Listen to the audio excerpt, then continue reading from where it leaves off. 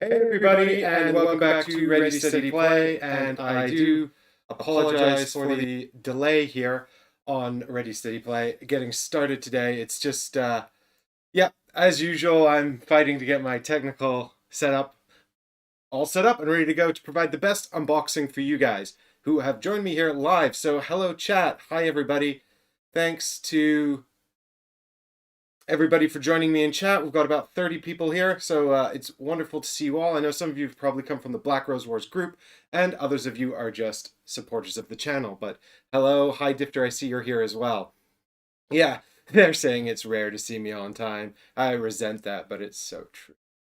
So I'm here to do an unboxing of the Sator Box, which is the stretch goals box for Black Rose Wars, which I've got a copy of, slightly ahead, I think, of other backers. And that's very nice of Ludus Magnus to send that over so we can take a little preemptive glimpse into what's coming. And it's really exciting. I actually haven't opened up the box yet, but I've got one here. It's really heavy. Oh, it's so heavy. Actually, this is really heavy. Oh, I shouldn't have lifted it like this. Okay. So what we've got here is the Stretch Goals box, an art book, which we can have a look at, and a little Familiars pack as well. And so we'll just be going through these and taking a look to see what's inside. I actually, as is the case with a lot of these things, I haven't well, Difter, I'm trying to make up for lost time. I want to get into the box as quickly as possible. I'm sure you all want to get into the box and see what's going on as quickly as possible. If you have a look down here, we can take a look and see. Oh, there it is, the Black Rose Wars Sator box. So this was something they sort of touted on their channel and as being, I mean, we won't talk about the controversy surrounding the extra shipping that came out for this box. I think that's had quite a lot of coverage, and Chris and I talked about it on a Kickstarter stream as well. But what's important here is that this is really, really heavy and full of stuff. Salvatore says, take your time. You're going to enjoy what's inside. Well, I am very, very excited to see just what we've got going on inside this box here. So I'm really excited, guys. I was actually having a look at our series that we did with Black Rose Wars Prototype, just to remind myself what we covered in that video, and it's been a little while. After the first wave shipped, I played the core set a few times, and I haven't revisited Black Rose Wars since then. So I'm super excited to check out what's in this box. Salvatore says, Umbra is my favorite mage. Indra says, Mike is clearly just up and finished taking a bath. Well, actually, yeah, this is a symptom of my COVID lockdown hair. You see, I it's got really long and thick because I haven't been to a hairdresser in quite some time. So even if I showered hours ago, it would still be wet. And I would have dried it, but then I would have been even later. And quite frankly, I wanted to try to be as on time as possible. And happy Halloween, everybody, by the way. Isn't it exciting? This coincided with Halloween. So I guess where do we start? Shall we whet our appetite by taking a look inside the art book? I think that would be a fun thing to do. What I'll do is I'll get rid of my silly face and we'll just go to the table camera here so we can take a look at the art book. So who's that? That's cool.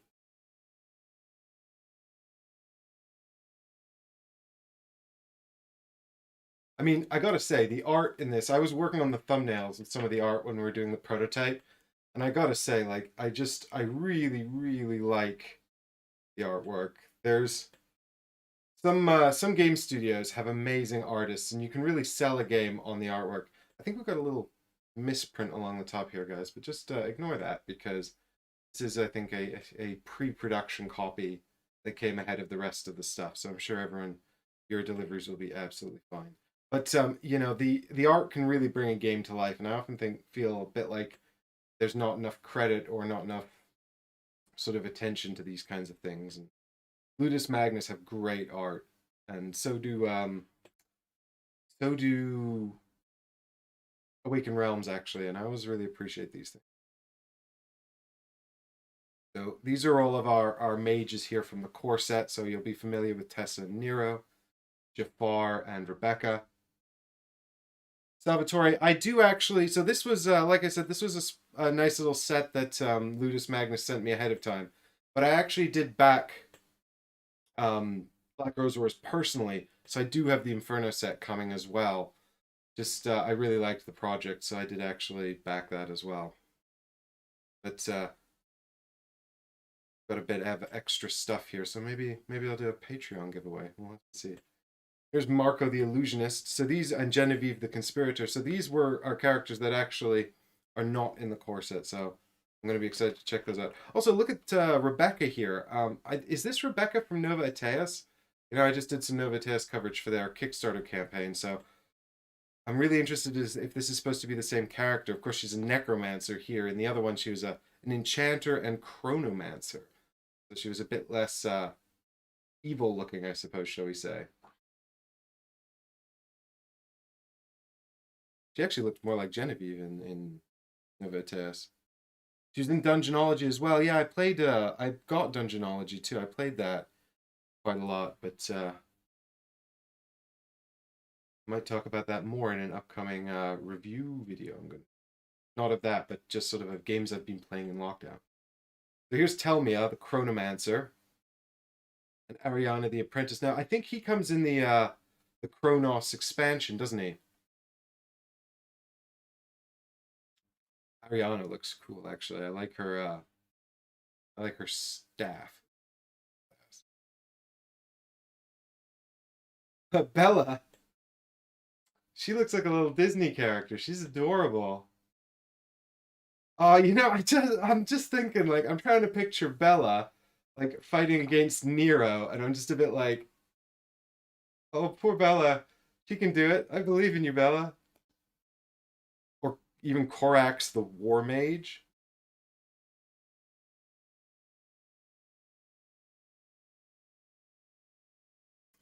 I'm just having a look at her flavor text there.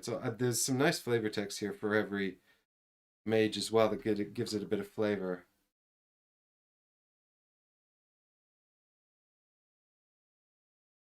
Howard the Cultist. Wow. He looks like something from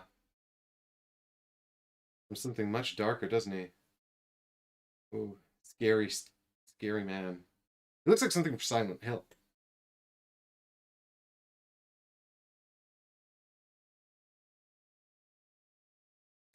Medusa the Warden. Sorry guys, I'm just having a quick look at chat here. Medusa comes with Chrono. Medusa comes with Chrono, is that right? Oh, she has got his face on a staff here, doesn't she?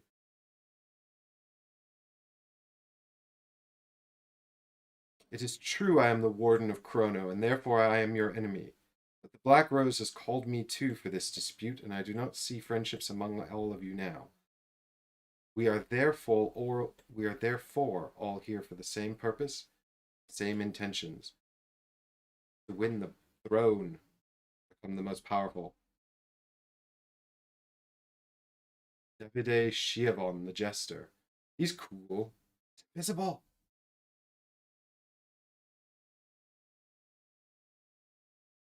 Skulltor, I wonder who he was inspired by. That's awesome. He's finally got his hands on the sword called. The Grey Skull, or is it the castle? Nice quote there from Rebecca.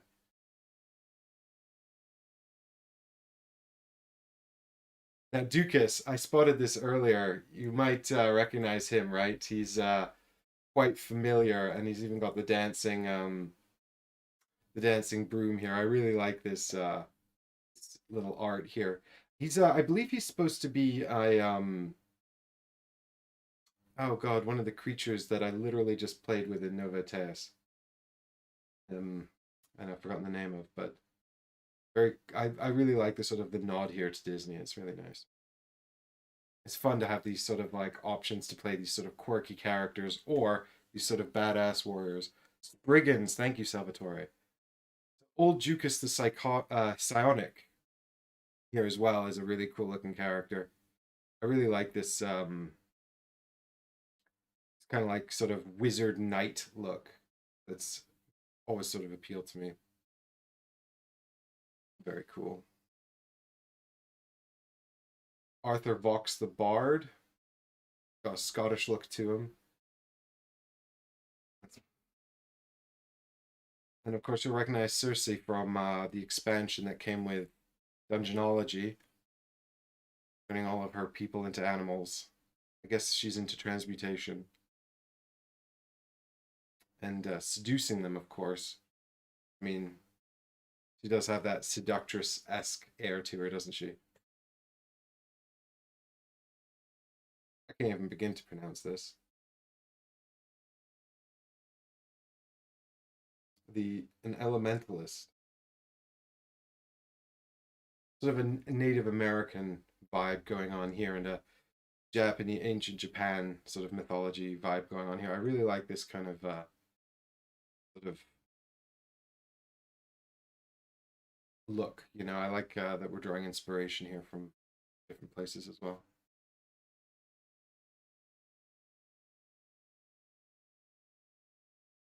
So he's a demonologist, I guess.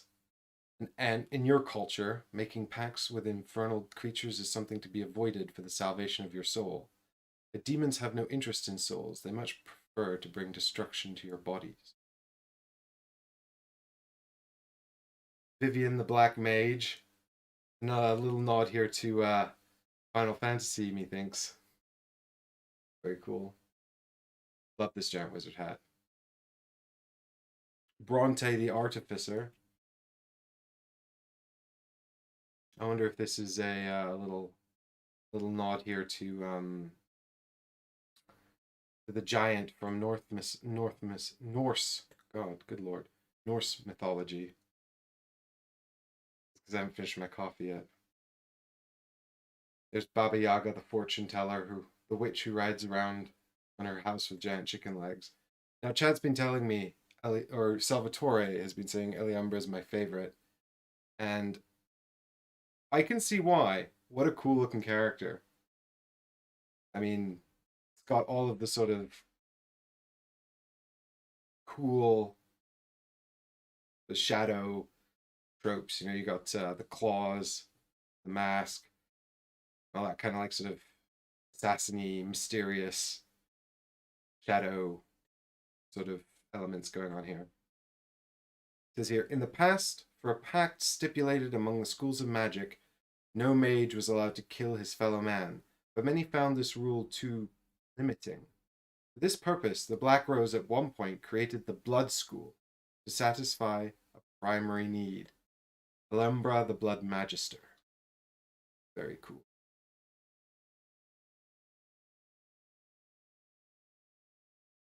And there's Nero having, I think, just won the Black Rose tournament and enjoying the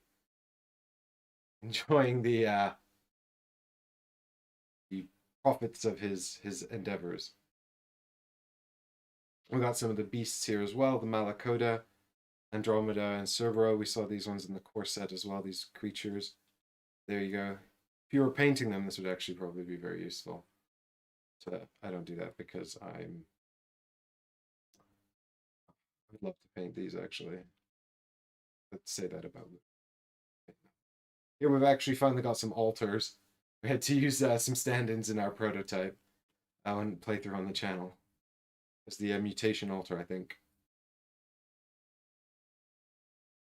I don't know who this guy is, but very cool. Ooh. Ooh. Happy Halloween, everyone.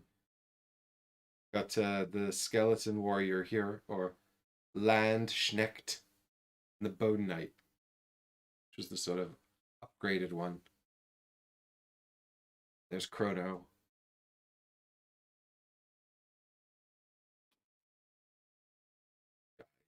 Crucified in his chest.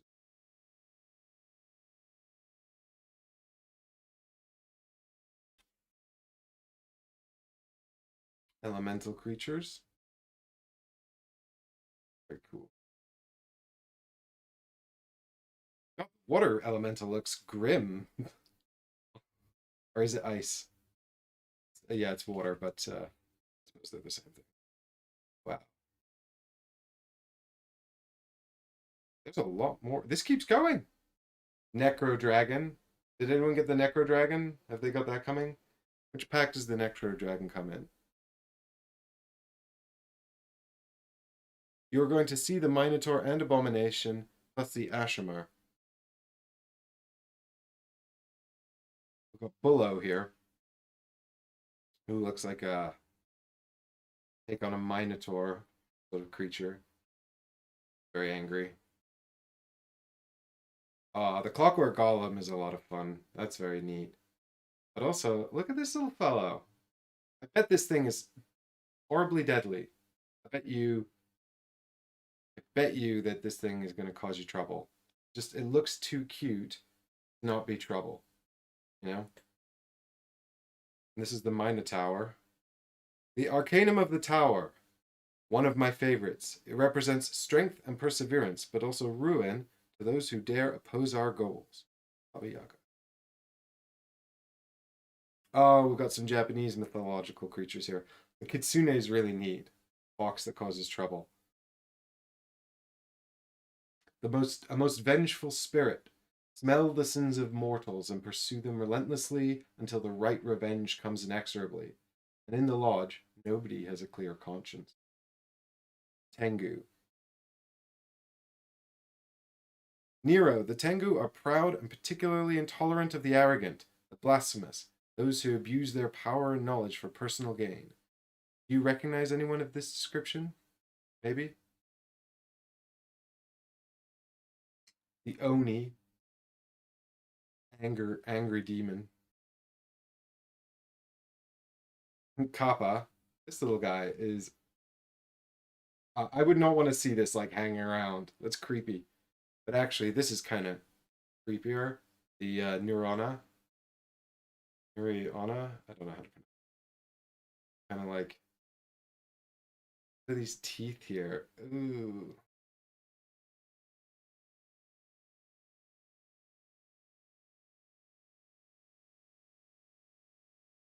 I'm a necromancer. In short, I have to deal with frightening things every day. But that thing, I hope to never see it in front of me again. Pigman.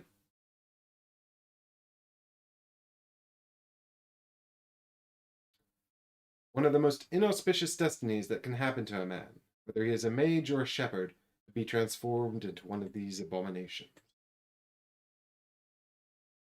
And the Hashimer. The Blood School is the only school that has been allowed to have an avatar, physical representation of its philosophy and its powers. Being a school dedicated to murder and massacre, giving him an avatar was not a wise choice. Indeed. Looks pretty fearsome.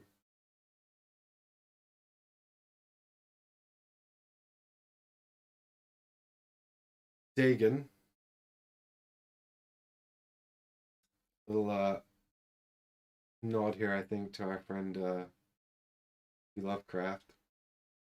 Come to me, my puppies of the void. We will teach these magisters the true meaning of fear. Howard the Cultist. We saw him earlier. Is that a different...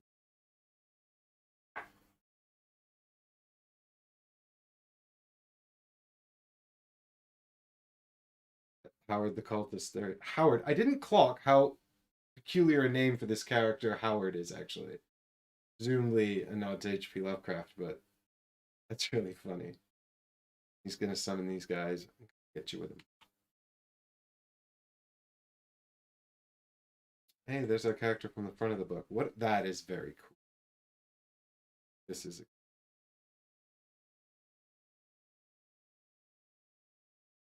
See if I can sort out the focus here a little bit, guys, while I'm just showing you this. Get better.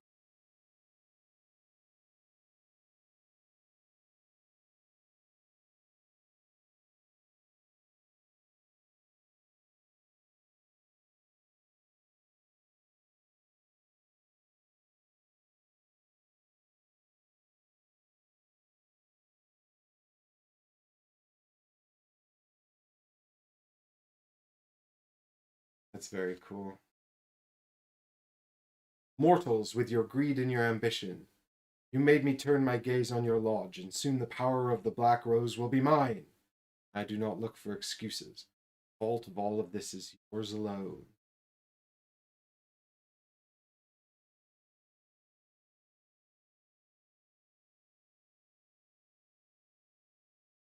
Barbaricia. I tried to fight her. She was alone, and it seemed like an excellent opportunity to send her back to hell. But as soon as I entered the room, she saw me, and in a second I found myself surrounded by dozens of her worst demons. I managed to escape by a miracle. Trust me, the lodge is now lost.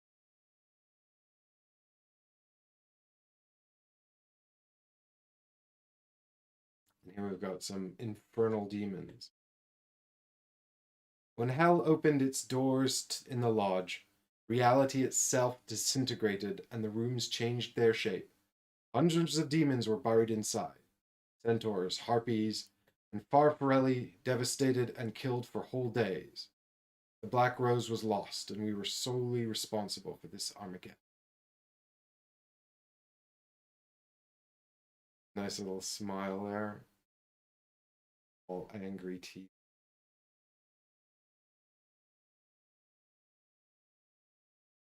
Oh, this is cool as well. You've got all the schools of magic here. Forgotten School, of course, the most powerful spells. Elementalism, enchantment, void, mind, demonology, bardic. This is not. If I lift this up too high, it's going to come out of the lights. It's going to look too dark. Sorry, guys. Let me see if I can get you a shot down here. Bear with me a second.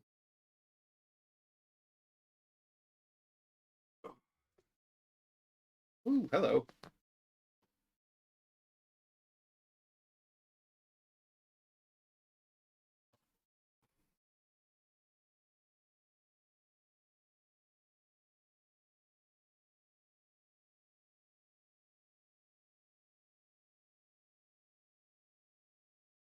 So are there 15 in total? I count 18 plus Forgotten here in the back of this book, which is a crazy number.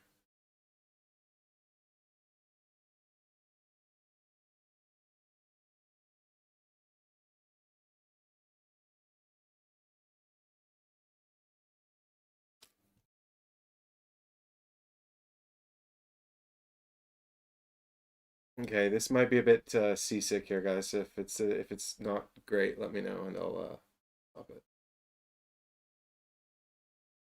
So here we go. We've got Forgotten and Elementalism, Enchantment, Void, Mind, Demonology, Bardic. I like the Bardic school. It seems quite pleasant compared to the other schools, you know? But Trickery, Myth, Transmutation, Blood,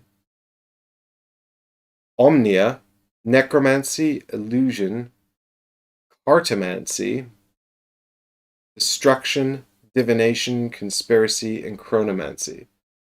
So I remember from the core set, I think we definitely had Transmutation, Necromancy, Illusion, Destruction, Divination, and Conspiracy. So that's 6. I think wasn't there 8 in the core set? Or maybe, well, to be fair, I confuse it with the prototype as well, because we played the prototype a few. Man, you're gonna need some kind of you're gonna need some kind of cards solution to set this up. You know, all of those decks out on the table. I don't know if you'll use every deck in every game though, because I think we had 8 out in the prototype, and then when we play the core set, we set up 6. I'm trying to remember in the rules if it says, you know, set up a certain number of schools.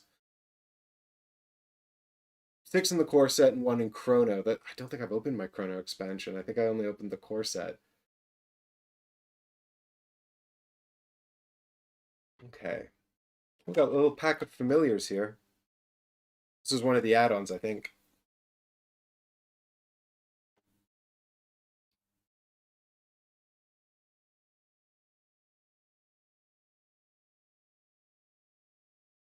Where is my... Here we go. So in here we've got...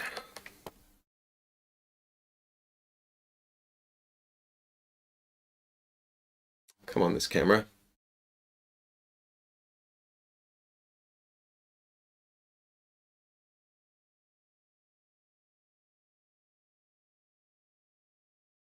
So in here we've got a bunch of little dragons, little dragon tokens, some cards, and a room. So we can turn that over and have a look and see our little dragon friends there. I think these are familiars, right? That's what this is.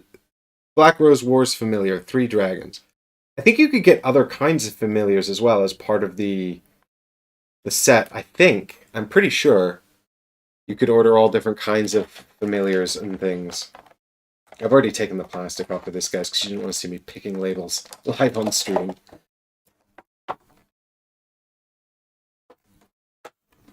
Cerbero, Griffin, and Hydra. So here we go. We've got the little dragon tokens here. We'll bring that up. Bam. Oh no! The green screen. It is clopping out the Draco thing. As usual. It's not dealing well with that those tokens. Let's go ahead and use that.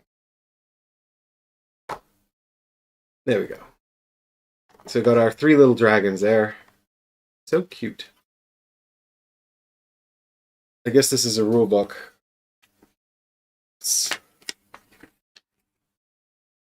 Ooh, doorbell. Yeah, someone will get that. Look at them! Aren't they adorable? They got little names as well. Drogon, Smaug, and Shardion. I might have to go deal with that, guys. Sorry, I'll be just 2 seconds.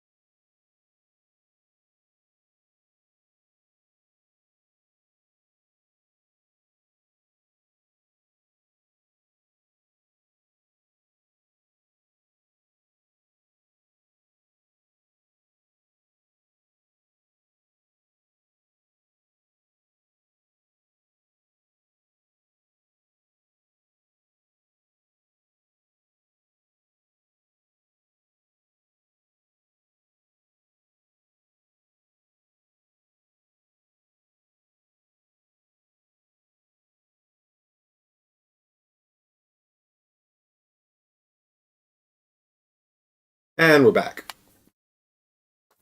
So I'm just going to open up this rulebook here, or have a quick look. So we've got different language versions.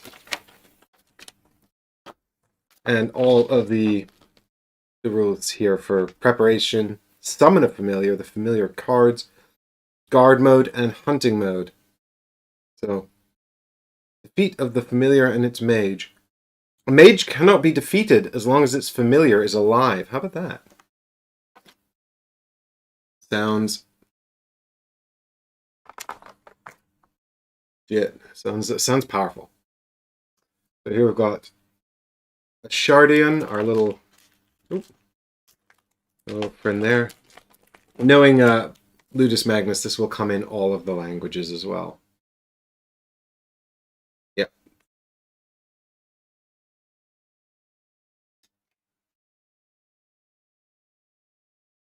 Aww.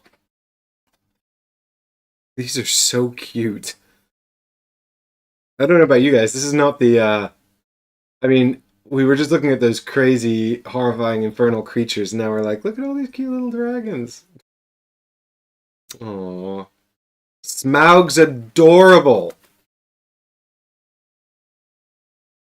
Oh, Drogon's fierce. Ah, look at that. Awesome. So cute. So I guess you want to come over here into the Draco lair to summon a little dragon familiar. Where the eggs hatch.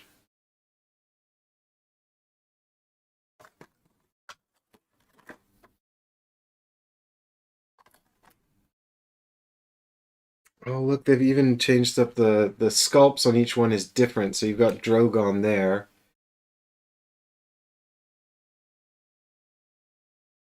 I can't quite tell the difference between Smaug and Ashardion.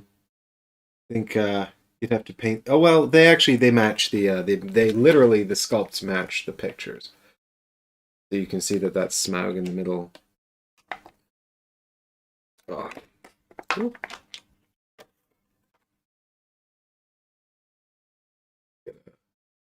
I can't put these under the green screen, unfortunately, because they'll just disappear. We can't get a little close up there. Yeah, they are the bunnies from Monty Python. I hope so too. Or they could just be real trolls, you know, like they'll be running around and you can't kill the mage till you kill their familiar, so you'll have to hunt these down and sort of take care of them so you can deal with your opponents. Alright, enough of that.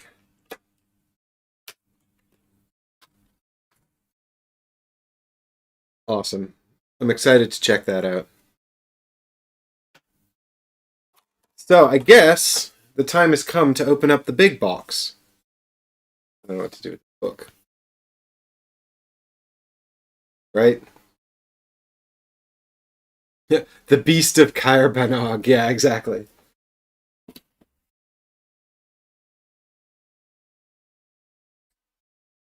This is seriously heavy, by the way. It must be all the cards. It must be the other 11 schools of magic or whatever. Are they all in here? Maybe Demonologies and Inferno? I don't know. Ooh, here we go. Taking off the sleeve. So this is a lot bigger than the sort of the box they had up on the stretch goal box they had up on their Kickstarter page at the start, right? They were literally like, oh wow, we got, ooh, there's a solo mode expansion. Oh, that is actually particularly exciting because, hey, check this out, guys. There's a whole bunch of stuff. I had no idea this was on the back actually because I haven't really lifted this. Got 73 new miniatures. Is this all in here? The Necro Dragon, insane. The Mage's expansion. 6 Mage sheets.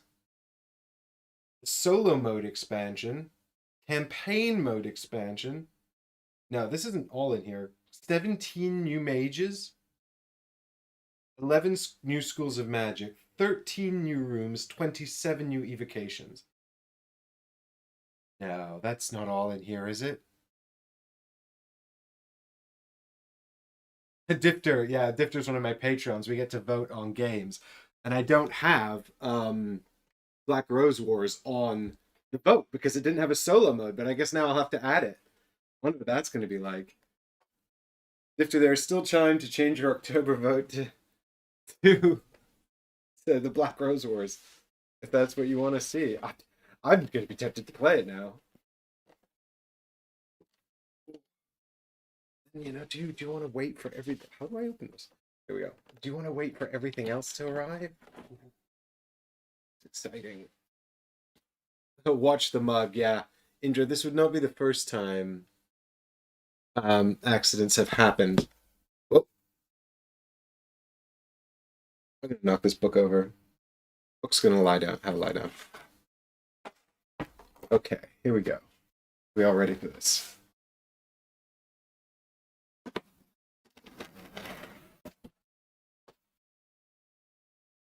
Okay.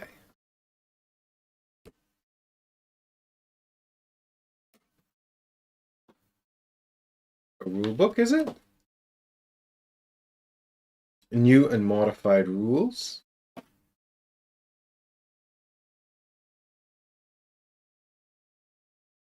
Oh, maybe this is not in fact a misprint, but in fact deliberate burning around the outside of the manual.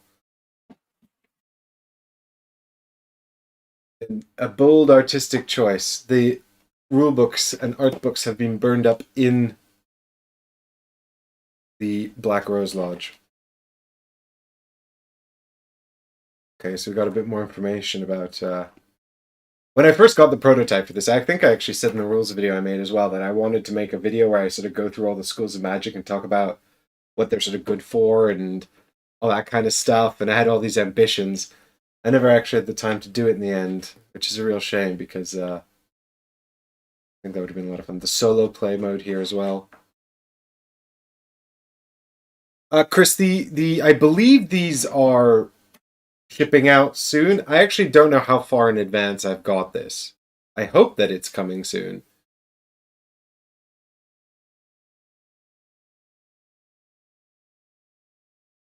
Backers in Sydney started receiving them. Oh, cool. Here's the campaign mode. Tour in Italy, the first lodge. England, the Shattered Rose. We've got all these different sort of story elements here as well. Oh, there's the Assassin's Creed character. Is that in this campaign? I forgot that was in this campaign. I don't know if I've got that. Cool, so you can go through all of your campaign there as well. Ezio is in there. Okay, Brute. Cool.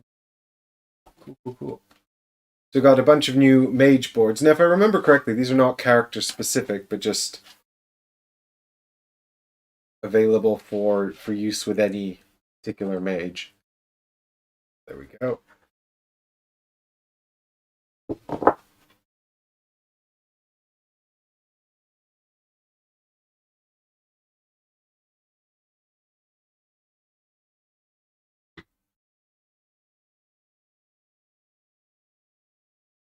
Oh, look at all of these characters.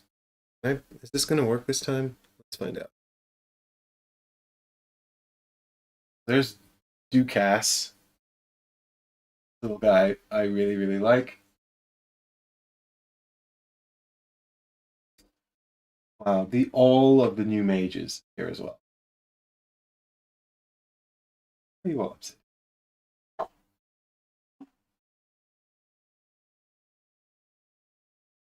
I don't know if you guys want me to stop and sort of go through all of their stats. But you can see we've got their hand size, their hit points, their movement, and their physical attack as well. I think that's right. Yeah, I guess what you'll do is you'll take these cards that I'm going through now and just slot them into here so you can kind of, you know, I presume it was not... Oh.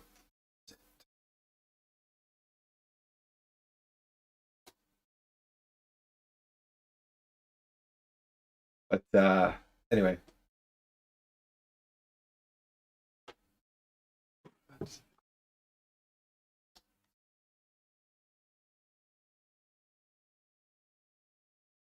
Well, let's not worry about that too much. Here's Cersei. We just saw all of these guys. 11 hit points. He is mighty. Yeah, little Bella. I think she's my new favorite. I'm gonna try being little Bella. Some stuff up.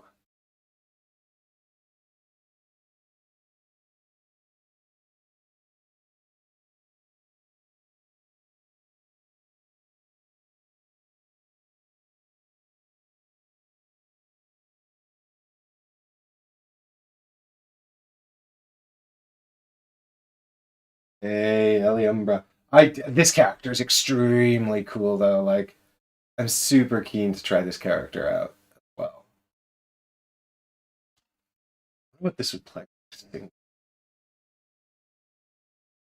wonder how it would be with 2 as well. I haven't tried it with 2. I wonder if it's has anyone played this 2? They've already confirmed that they're sending out another set of these. Oh, that's cool.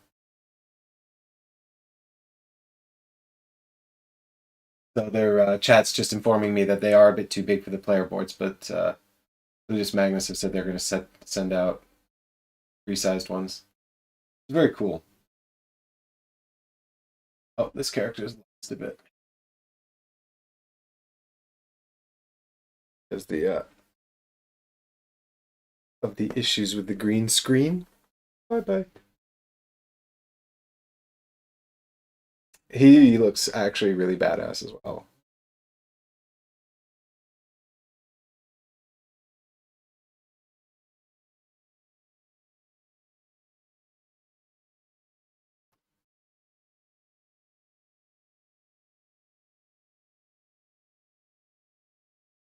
$11 hit points for Tora as well. Whoa, Vivian's got 12 hit points? Is that because he's invisible? She's invisible. Hard to kill.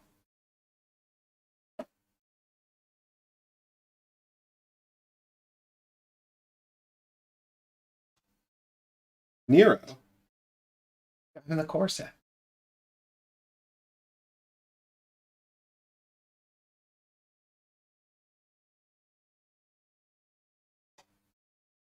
Oh, wow, these are double-sided and I've been completely missing it. Thanks, chat. So you can play with sort of like a more level side where every character's kind of a bit similar. We can swap it over and unlock these asymmetrical player powers that you. That's super cool. That's really, really neat. I love asymmetrical play, so I'm a big fan of that. Oh, very, very cool. Probably should have been showing you guys the asymmetrical side instead then this whole time. But we don't have time to go back through these. We've still got this entire box to check out, so.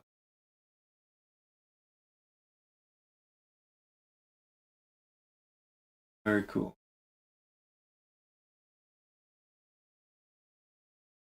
This was apparently asymmetrical powers for the mages was the most requested thing during the Kickstarter campaign. Which makes sense, because it's awesome.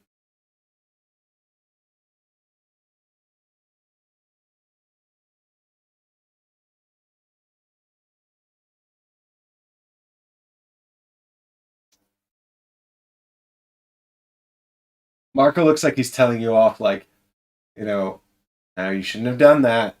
You better than that. Really thought you were smarter than this. I really like this old Jukas character as well.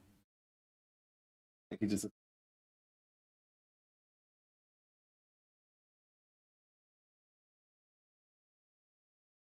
I actually don't know how to read these asymmetrical powers. But I shall learn. Oh, I'm really excited about this. Howard is full on touch with the old ones, the ancient evils.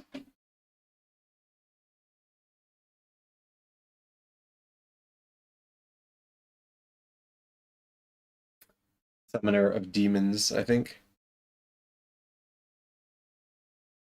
I love that his name is Corax.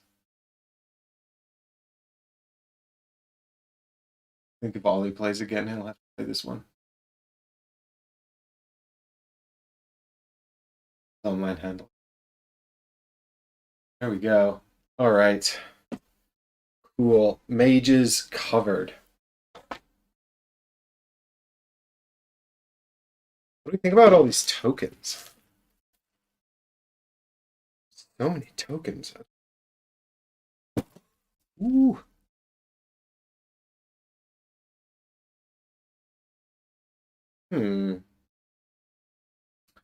All the new room tokens, of course, but these ones. What are these funny pink elephants doing? Flooding token? Black Rose Dial. These are all the new player tokens as well. It goes up to 6 now. Playing this with 6 people would be so much fun. It'd be complete anarchy. I'd love that.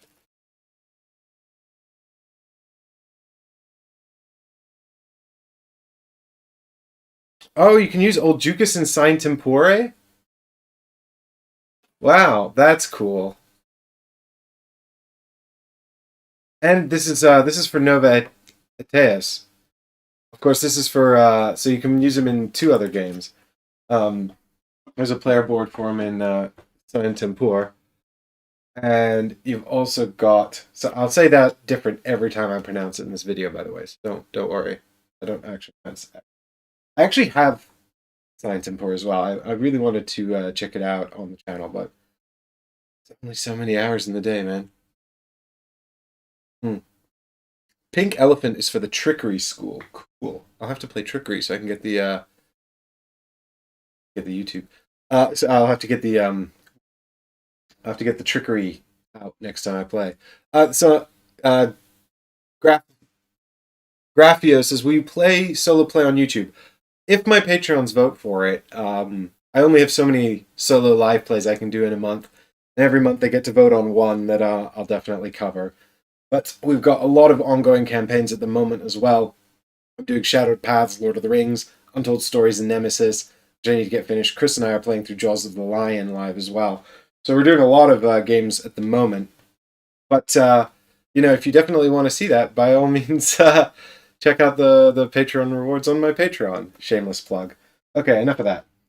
Here's the Nova Eteus card. If you want to play with the old Jukas in your original copy of Nova Eteus. But I don't have that, actually. I missed that one. But I'll probably be getting Nova Eteus Renaissance after covering it in Kickstarter. Although I think that might be a nice review copy that Latest Magnus are sending me. So I'll be keen to check that out anyway. But you can use him in your skirmish game as well if you've got it. There's his abilities in Sign Tempore as well. Alright, now the rest of this appears to be, well, now we've got a lot of models. So let's get stuck into tray number 1. Painted Grail Wave 2 coming soon as well. That's absolutely right, Indra. And are we going to get stuck into that? We have to finish some of these other campaigns first. If only I could spend my entire day streaming every week, all day long. Alright, we've got all of our mages. God, these models are absolutely gorgeous, I gotta say. I'm super, super impressed. Let's begin with this one, because I think it's great. The Broom Man. I'm going to make some room over here so I can set these up.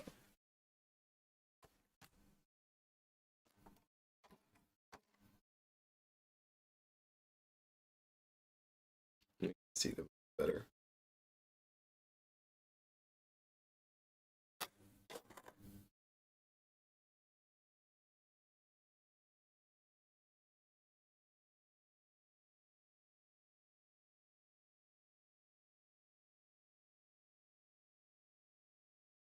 I guess this is a first player marker that they've put in here. The crown. They probably got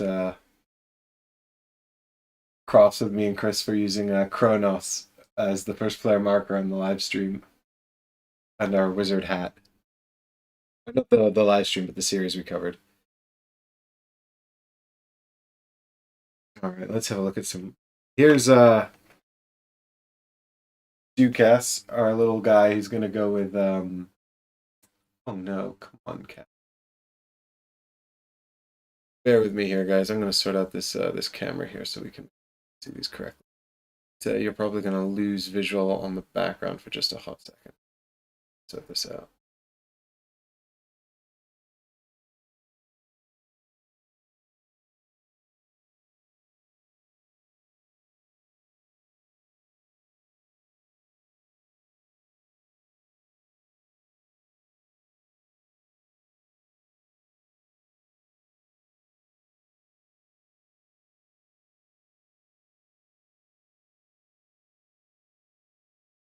That's a bit better, isn't it?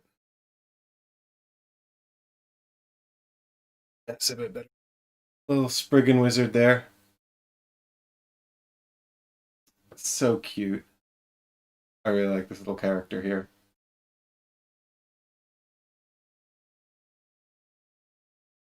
Wow. I really thought that this was going to be a short stream, but now I'm looking in this box. I'm like, I'm going to be here. Let's hope I can get it done in time for the Halloween stream later on. Here's Howard the Cultist. Look at that. He may be a cultist, but he's also a bit of a gym rat, clearly.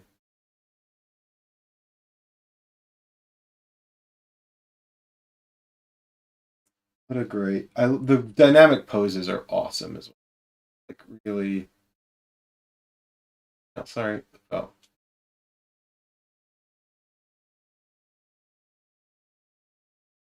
Don't understand why he's got an anchor. But a boat wheel.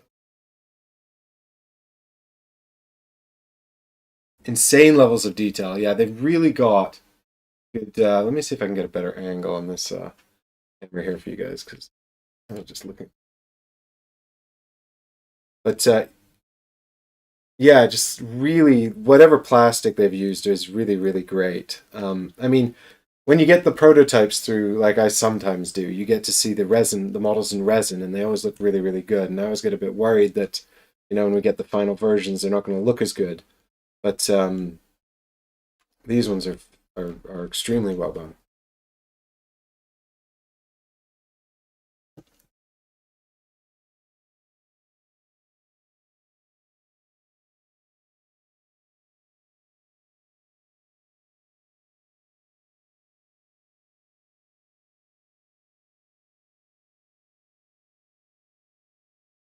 There we go. There are our peeps. Here's my my new favorite. Anyone with a floppy wizard hat, I can get on board with, you know.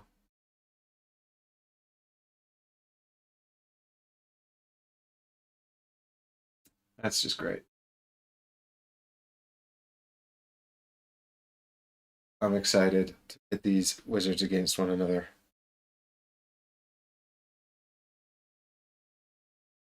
And I think this is the one that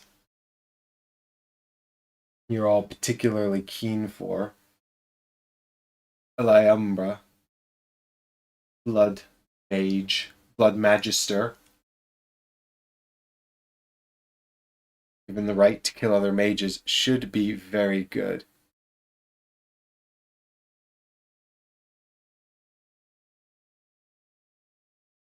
At killing other mages in the Black Rose Lodge. Honestly, a useful skill, right? I'm being asked by chat here, did you take a note on how to put the models back in? No. No, I'm going to be in big, big trouble when I have to put them back in the box. As you can see here, I'm just kind of taking them out and willy-nilly, and I'm going to get into trouble. Oh, some little dialy bits there. We don't need to look at that. Yeah. Once that starts to come around, I'm going to be in big trouble. But this is a problem for tomorrow. It's tomorrow's problem. I mean, it's not. It's actually a problem for me once the stream stops. All right, next up we've got... I'm not going to be able to remember all of these characters' names that I've just been through. Well, here's the Bard.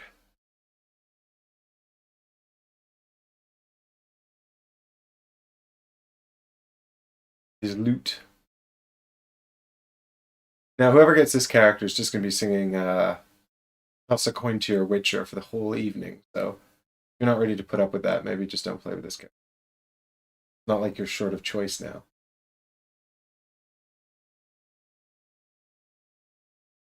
I hope you guys can see these okay. Like, the detail's just crazy, but if I come in too close, we're going to lose them.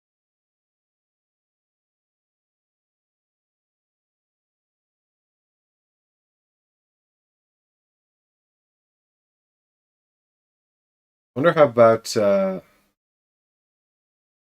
we've got... is Talmia the Chronomancer? Chrono Mage.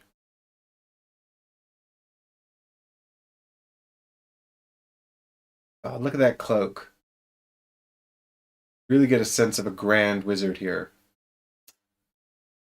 Super cool. You know, I've just got Super Fantasy Brawl, which I've been playing, which is a Mythic Studios game, and it's actually the premise is that wizards in the future have solved all of the world's problems. So they're reaching back in time and plucking heroes from history and pitting them against each other in an arena to discover who's the greatest hero from all of time.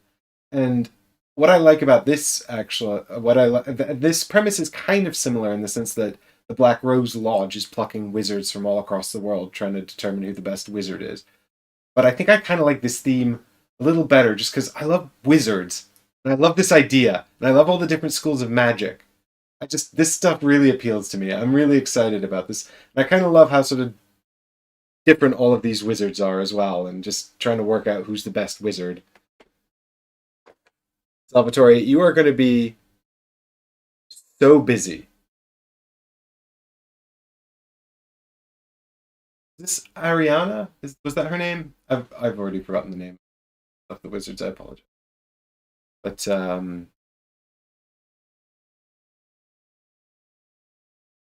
she's kicking butt with a cool staff.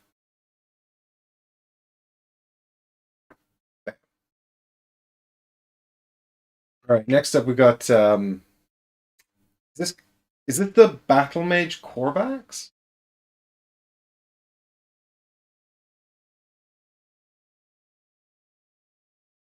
I'm not sure. I think there's some more characters. Um,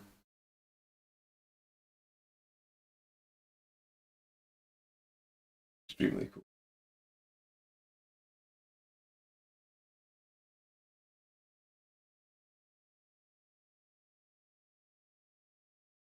Looks a bit Odin-esque, doesn't he? I think it's the Raven that's making me think that because he has not missing an eye or anything. I don't think. No, he has both of his eyes.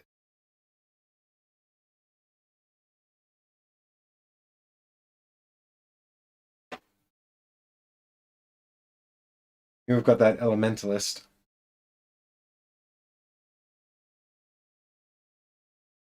Gonna have to do some green shading on him or something. Maybe give him a nice green wash if you're a terrible painter or short on time like me.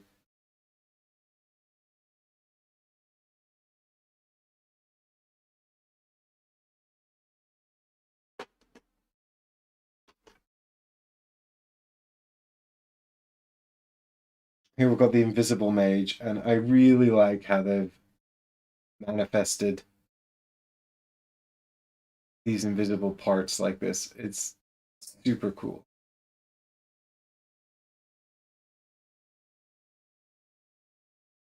Taking the mask off as well. That's very, very neat.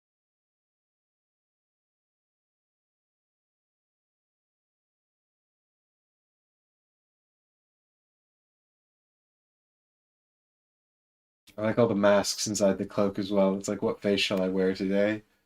That's cool. Creepy.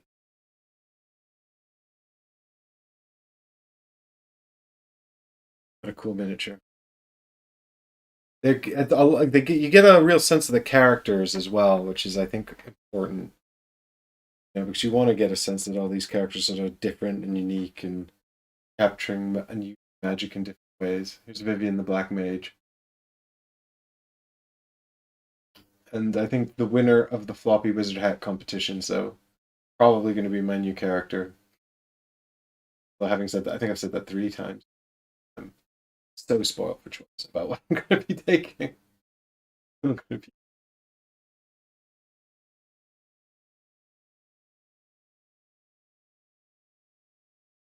I like this pose as well, actually. Just kind of like ready to start blast.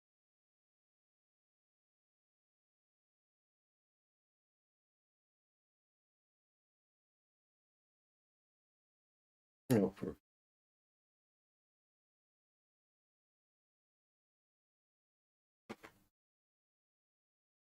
So here's Cersei.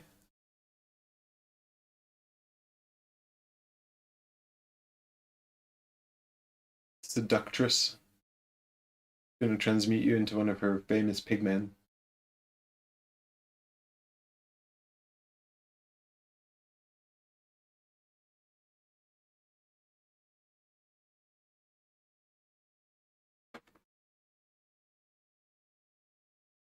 And here's old Jukas as well. The time-traveling psionic, I can only assume. Thing is how he can pop up in San Tempore as well.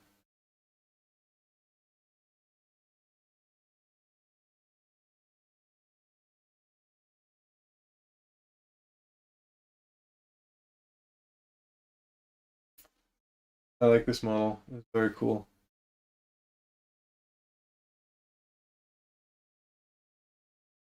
These wonderful textured bases as well. But only Howard gets a stone to stand on. Everyone else is just on the floor of the Black Rose Wars. Hey, Alessandro, thanks for checking in. So, what else we got here? We got the. I literally just saw these and I've already forgotten the name.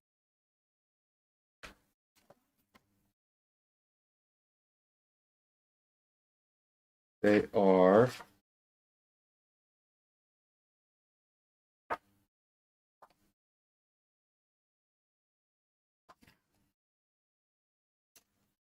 Somewhere in the art book. The evocations, right? The Andromedas. Now, we had these in the prototype, but I presume they weren't in the core set, which I think I actually remember being the case. Although I do get sometimes. But here we go. So a new set of evocations that you can summon. These models are pretty faithful to ones we had in the prototype as well.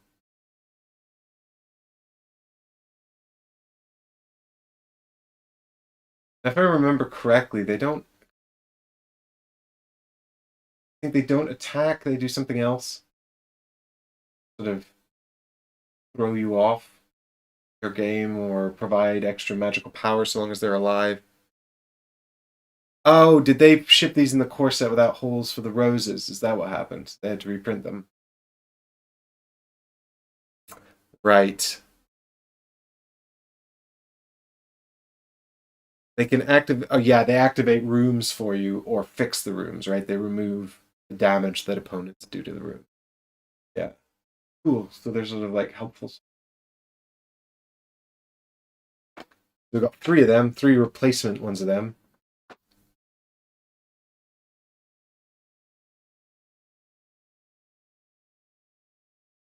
We've got the Dagon dog, which is the demon hound that Howard summons. Demon or chaos or evil hounds. Minions of Howard.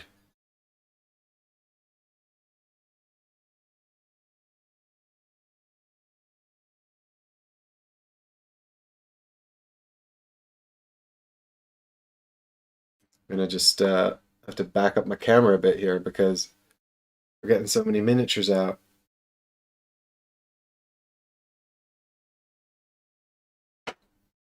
I'm never going to remember where they go back. I'll leave the Andromedas in the box, I think, because we're so short in space and they're not new. There you go. These are the Howard's Chaos Hounds. Howard. All right, what's next? Imagine painting all of these things. That would be so cool. Imagine having the finances to pay someone to do it for you. Here we've got Tengu. Spotted him earlier. The Japanese inspired monster, kind of Birdman. I don't really know the mythology of this creature, but it's very cool. We've got 2 of them.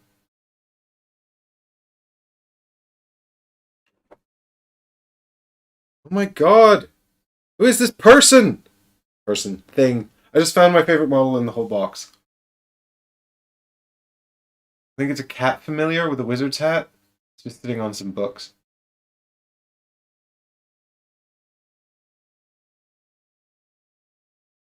This is the best.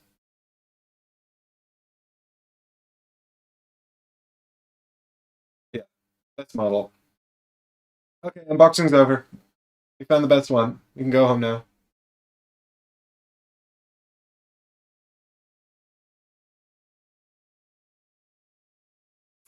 Oh, here's this little one. This is the one I said would cause trouble, and you just know that it will. I don't know what its deal is, but it's got a black rose. And it just looks like it's going to zip around and cause all kinds of mayhem. You're going to hate it, whatever it is. Unless it's on your team. Fioretti Sila. Sorry for my Sorry for my appalling Italian. I don't know why I'm trying to do that. But some of these words feel like you need to try. Yeah. Is it a familiar? What is it? Someone in chat, let me know. Either way, it reminds me of those creatures from Galaxy Quest. You ever see that movie where they go to the planet full of these tiny, cute little creatures and then they all turn vicious? I just feel like it's gonna any minute now. It's gonna get out like just a mouthful of sharp teeth, and become very scary. We've got 3 sets of dancing swords, which are pretty scary. I wouldn't want these animated swords to come and get her.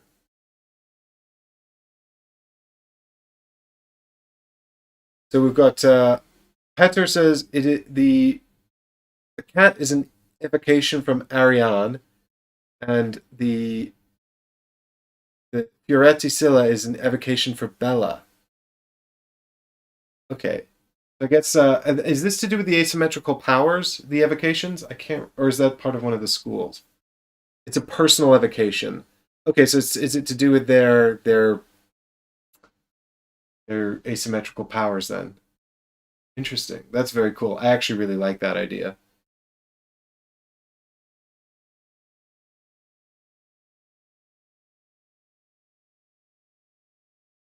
Personal spells? It's from their personal spells. Okay. Cool. These swords are probably not anyone's in particular because we've got 3 sets of these. I'm running out of space again. Each mage has 3 personal spells. There you go. So these are their personal evocations, so they can. So Ariane, who summons this one, I believe that was this character here, wasn't it? So now I'm gonna have to play as her, so I can have my cat, or I can take my my second favorite, Bella, and I can have this little troublemaker one.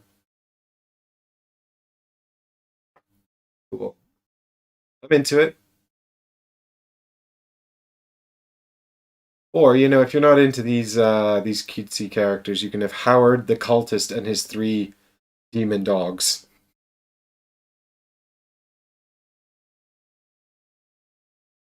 Or Mickey with the broom. Right. Dukas. Oh wow. Okay. I need even more space. I'm running out of space.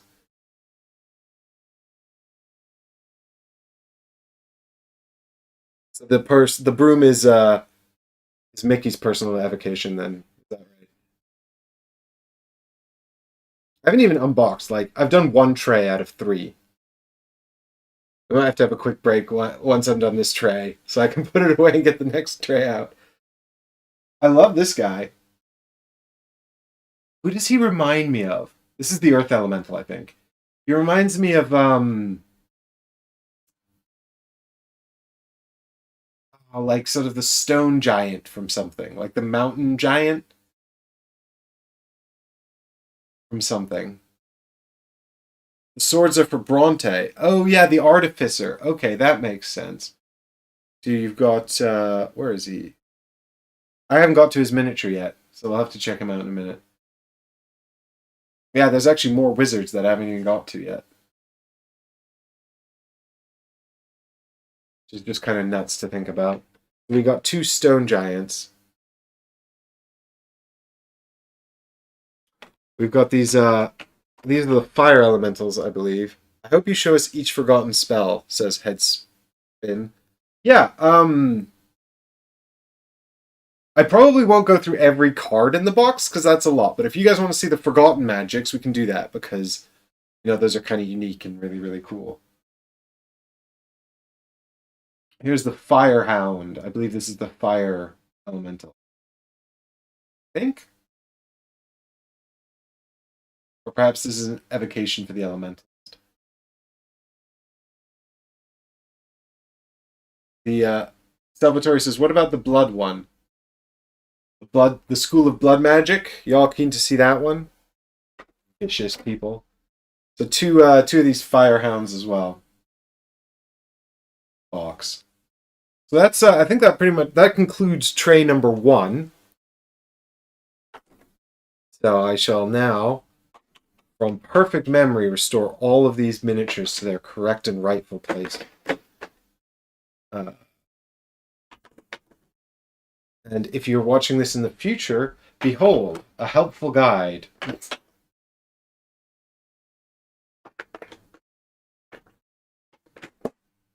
was definitely in there, right? Kind of fits.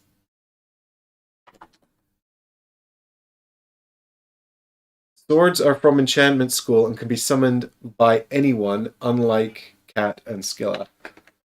But we got a bit of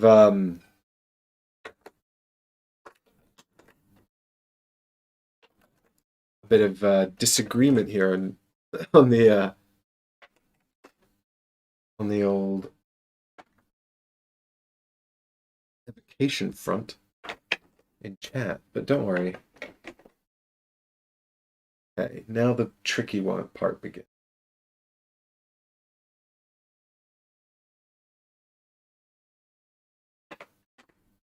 Nope.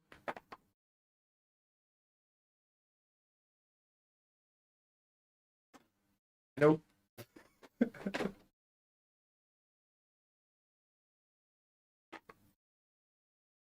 This one I should be able to. There we go.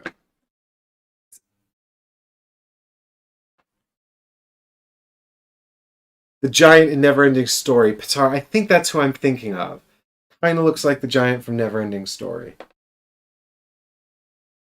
I'm pretty confident that's who I'm thinking of.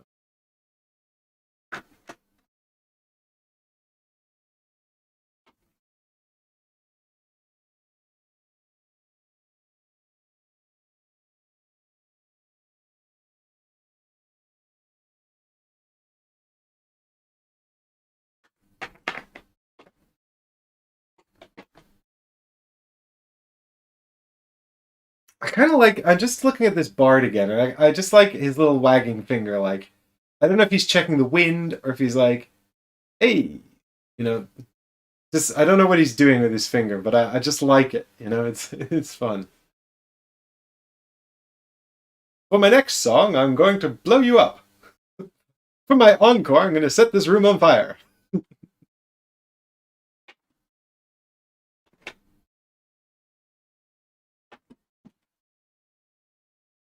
Nope.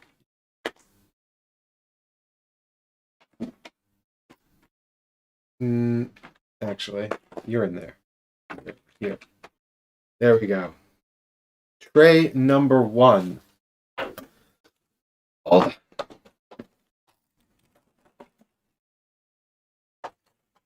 Tray number 2. Oh yes, here are our 3 missing wizards.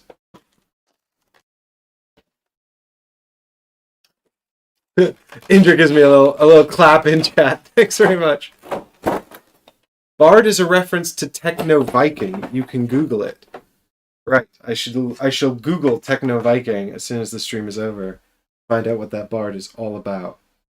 These water elementals, man. I think these are really creepy. If you haven't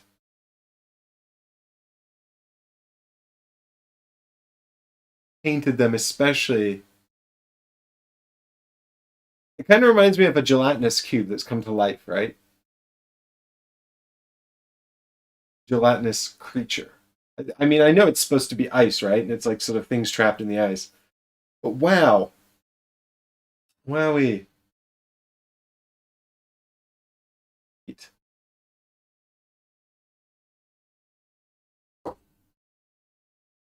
Rawr. So we got two of these ice elementals going on. Now this thing, holy cow, I did not expect this. The Mino Tower.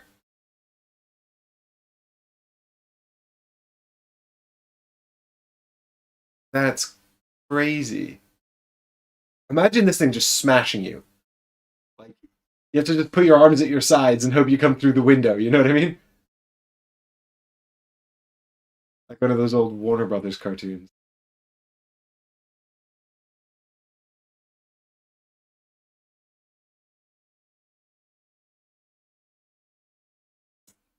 Crazy cool miniature. Goes at the back because he's so tall you can still see him. Look at that. Even though he's miles at the back, he's still. I mean, just for reference, like he's huge. Like these are quite big, you know, compared to one of our mages from earlier. I suppose this guy's actually quite big as well. Skulltor, but he seems small compared to all of these people.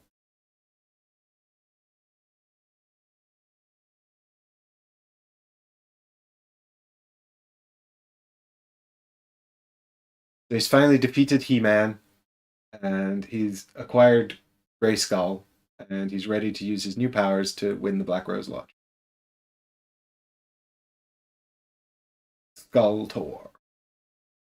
Legally distinct from Skeletor.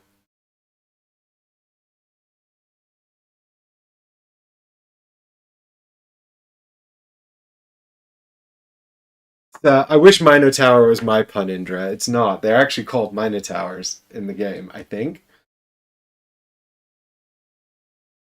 So here's our Bronte the Artificer, the biggest wizard in all the battle. He has a huge hammer and a huge axe. So, you know, he might. And he's got two hammers. He's got a small flaming hammer, giant smacking warhammer, and an axe just to finish you off, just in case. So, you know, all the other mages are running around using all these fancy spells to attack each other, and Bronte is just going to use his magic to move his massive bulk really quickly up into your face and smash you. Just like, done. You are done. Magic done. Smash, smash, smash. Actually, I think he's a crafter of weapons, a master blacksmith. I don't know. I'm just guessing. Salvatore says, when I get to the Hashimer, I'm going to be super amazed. I'm excited. This, I love this miniature too. This is Baba Yaga. Look at her little chicken leg house. I just kind of love it. How does it? Did it hop? How does it move? I thought it would have two legs, but I love that it only has one. It's really silly. I love it.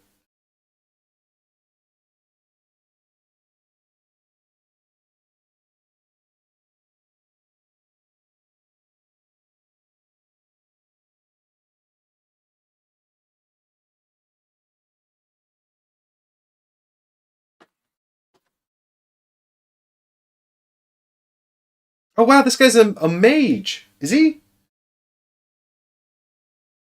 Yes, he is. Tengu. We actually saw him as well. Damn it, I forgot. Is that his name? Wow, very cool. I love this lion that he's riding.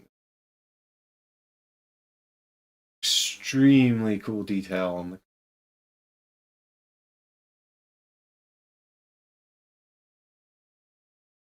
the tail as well.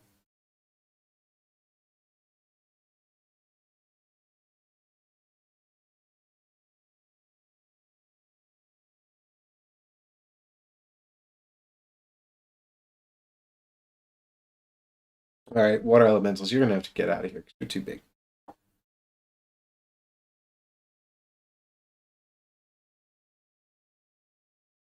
All right, these I love. These are absolutely Amazingly cool. The Kitsune. Vengeance Spirit. Vengeance. There's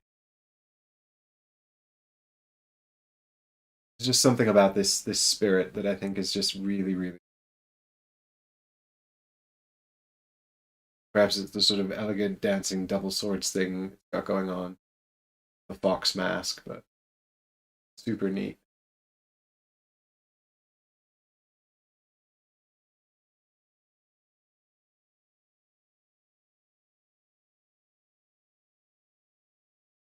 Yeah, the pose is really cool too. This sort of like. Are we still talking about? Are we still talking about Baba Yaga's? Yeah, they're talking about how kind of reminiscent of that sort of the chick riding the bomb that they used to have in World War II or something like that. A sort of pin-up military girl pin-up pose.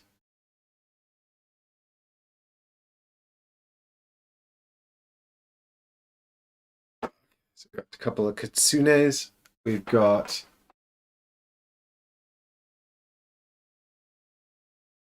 some demons here. I think these are infernals or something. I don't know.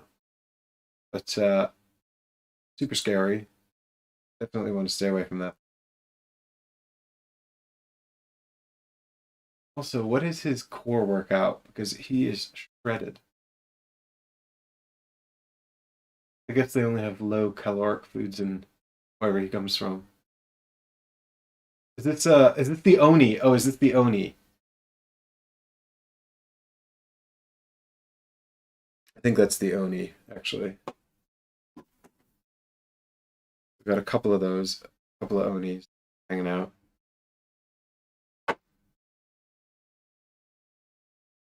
Can come down here and just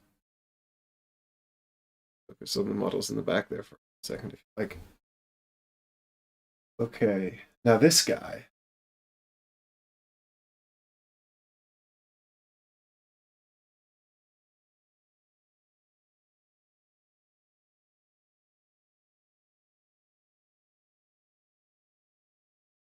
Got this sort of ancient Aztec kind of look going on.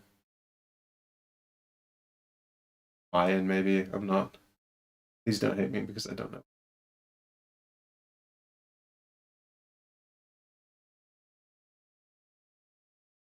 I love all these creatures, though, that you can sort of summon with magic and all this kind of business.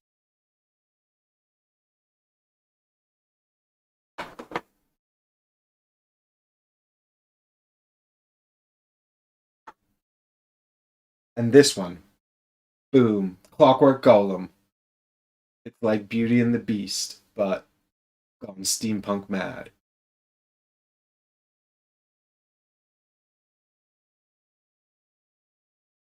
I feel like this is what people are going to send after me if I'm late with the streams too often. Like, you will learn the time. You will be on time. I'll be like, well, help me set up the tech then. Let me get the set up. Very cool. There's three of these. Air, is this? Oh, these are the air elementals? Oh, that's right. They had the cool lightning on them. Ah, yes. That's right. I feel like these ones definitely want painting. Lightning creatures. Very cool.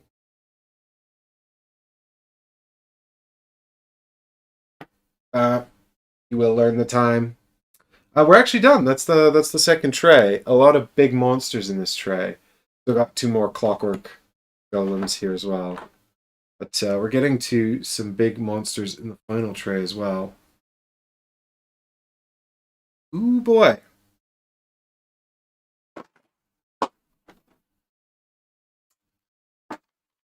Alright, let's see if I can get a... I love these Kitsune models. Man, I am super excited to play Black Rose Wars some more. Really hope the solo mode is good. I can't wait to try it out. Because, you know, obviously we've been observing pretty strict quarantine stuff around here, so I can't, unfortunately, get this to the table with three people. I could potentially play it two-player. I haven't actually tried it two-player, so I'd be interested to know how that sort of functions. Yep, the biggest ones are yet to come. True. Save the biggest toys for last.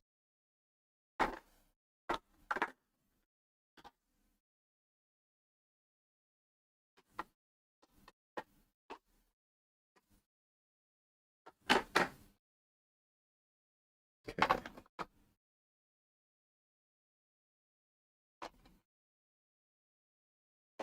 And also all of these evocation cards. Salvatore is like, be gentle. Don't worry, Salvatore. It's cool. I'm being swift and gentle.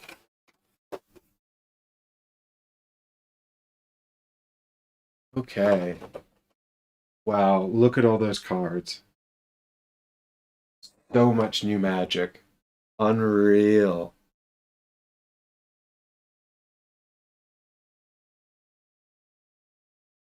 Game and Tech Corner says they're working on a deck building mechanic for the solo mode. So are you working off of the solo mode that they've already provided? Is there more stuff under here?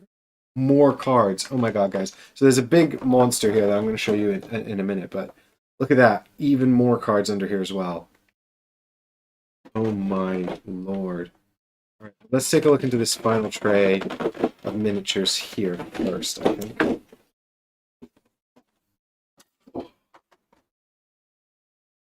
Wow.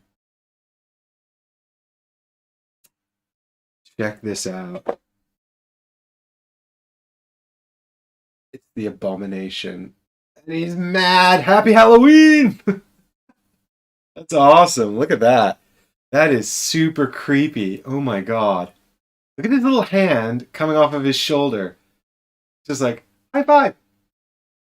High five, you're dead! I love him. I'm going to summon nothing but these from now on.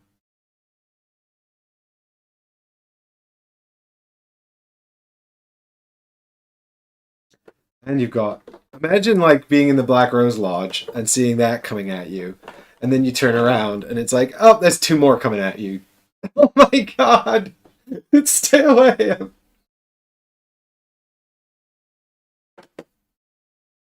Hey, check it out. These, do you know what? These kind of remind me of the second Amnesia game. What was that called? The Pig Factory or something?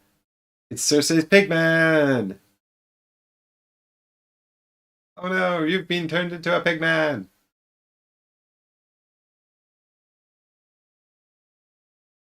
Thanks, Cersei. These are way scarier than the version in Dungeonology. I don't know if you guys have played that, but the other Lucis Magnus game, or one of their other games. The graphics in that are a lot more cartoony. And the pigmen in that are a lot less creepy and horrifying.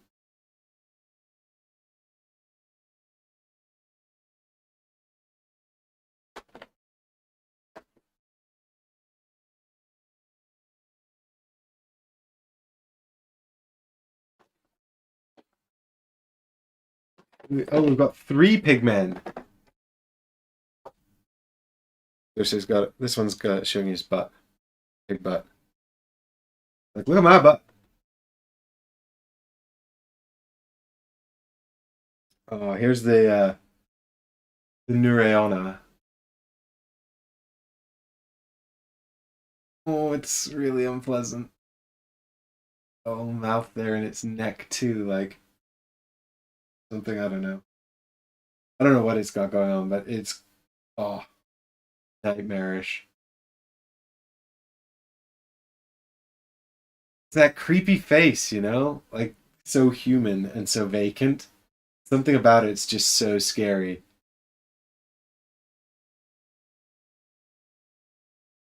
Amazing.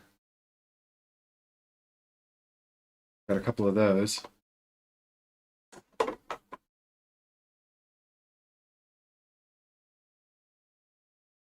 Hello. Can't remember what this guy's name was, but I love the miniature. His creepy eyes, his creepy googly eyes. This is like this reminds me of the like a sort of a really demented version of the whatever they're called in Mario. Like, what do you call the turtles in Mario?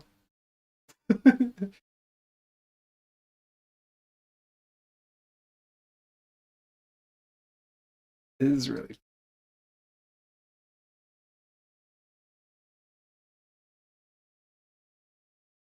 Koopas. Yeah, he's like a demented, realistic Koopa, right?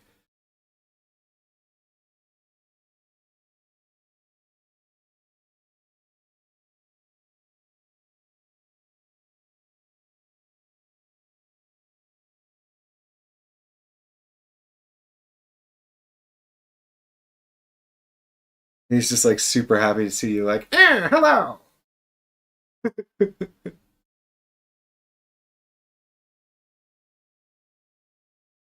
All right. Well, you told me he was in the game, and you're bang on right. It's the guy from Assassin's Creed, Ezio Auditor. I only played the first one. I haven't played one since, but I'm excited to check out what he can do. He's grey plastic, which means he's not friendly, unless of course we summon him, and then he might be friendly. Used for the campaign mode only. I don't know. I don't know what he does. Ezio Auditor. Can we not stomp on the heads of these guys and then grab their shells and throw them at the other wizards? Looks like the shell might be quite deadly. But it's a very cool miniature.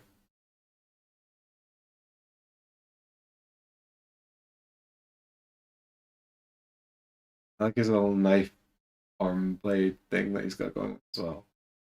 Yeah, I remember he had that. Very cool.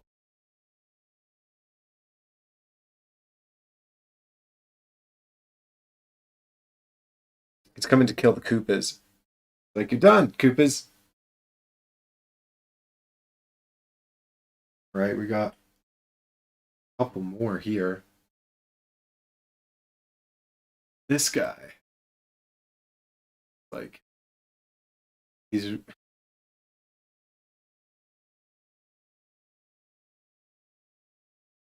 just ready to end you. You know what I mean?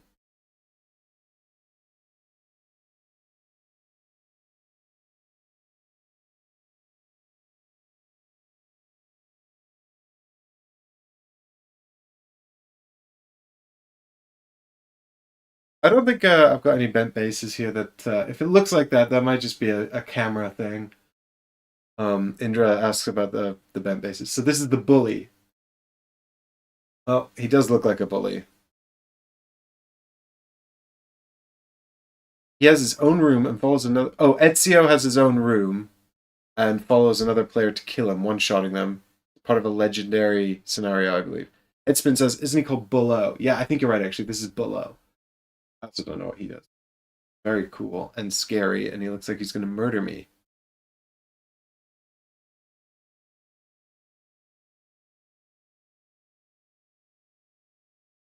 I mean, he does look like a bully. That's for sure. And he is a large miniature, which I don't know how well you can tell from. I put him up here next to his frog friends. Big and scary.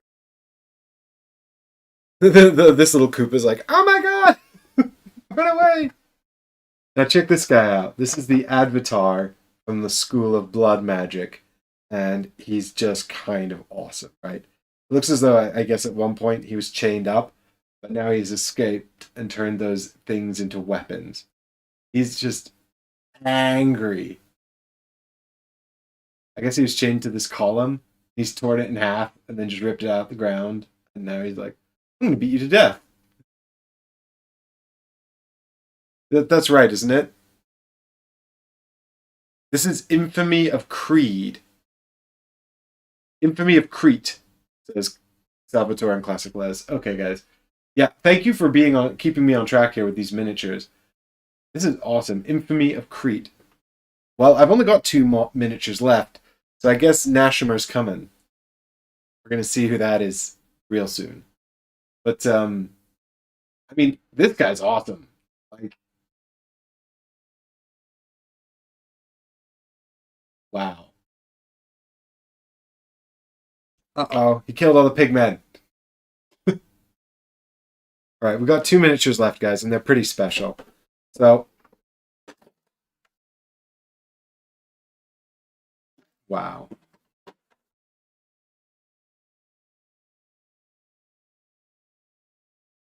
Well, I suppose we shall do Nashimer next then. This is the avatar from the School of Blood Magic. Hashimer. Chat's very angry at me for mispronouncing his name. Sorry. I'm sorry. I'm sorry I'm not better at this. I'm learning a lot of new names very, very quickly. Here we go. Hashimer. Avatar of Blood Magic. And he's angry at you. He's angry at everybody. That's his whole jam.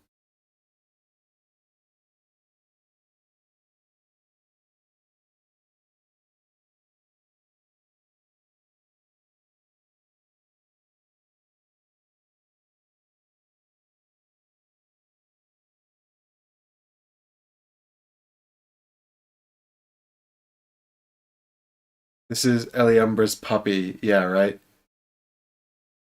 Headspin says this is my favorite sculpt. This is, I think, one of the most, maybe the most terrifying thing we've looked at in this. I mean, don't get me wrong, Infamy of Crete, he's very, very angry and scary, but this guy's very angry, and also he's got no eyes, right? It's this tiny weird mask he's wearing over his face, just makes him like extra creepy.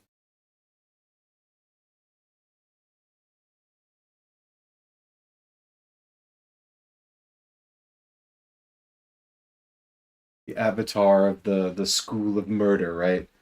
Like, get out of the way, everybody else. Time for Hashimer. Make himself known.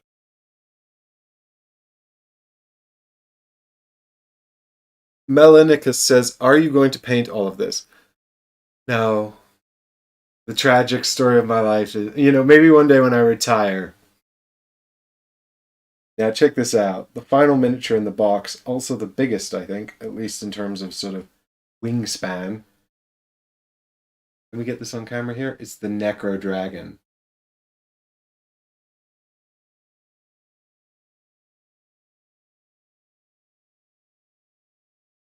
That's pretty awesome.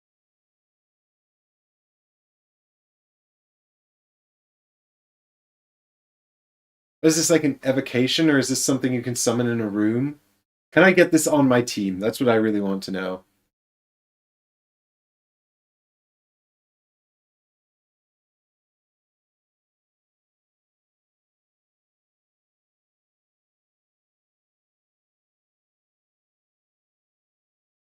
Jared Buckner says, I was a late pledge. Is this still coming? I revived my game last year. Oh, do you get to, like, is he one of the forgotten spells? Do you summon him, or do you become him with a forgotten spell? That's pretty cool. I mean, he does have a little pit in his base there, so I presume you summon him maybe with a forgotten spell. Wow. Yep, that's what I want to do. I'm going to get the forgotten spell, and then I'm going to summon him. He's going to lay waste to mine enemies. Get out of here, Neurona. It's time for Necro Dragon. I don't think you can get a really good sense of scale there, actually, team. Let's see if we can, I don't know. You can see kind of how big he is compared to the other miniatures here, can't you? This whole level was just giant miniatures, though. To be fair. Oh, look. Where's Smaug? Come here, Smaug. Actually, this is my favorite shot in the whole game. Look at this. It's Necro Dragon and Smaug.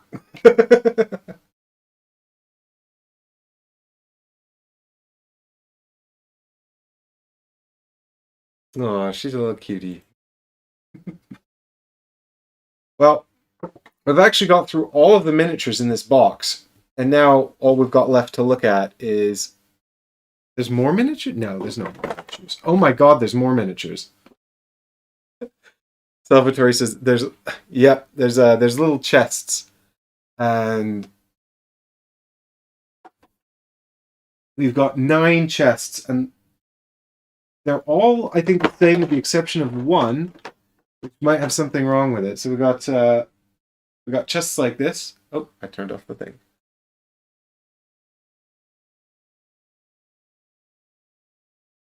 Little wizard chests. What treasures are held inside the wizard chest? You'll have to open it to find out. Except maybe, like, don't open this one, because there's something wrong with this chest.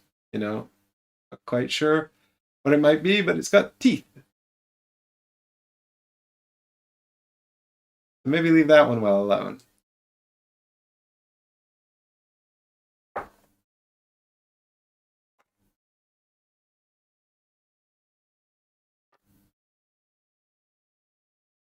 Another legendary scenario for the chests. There's an adventure in the campaign mode with Chet and portals.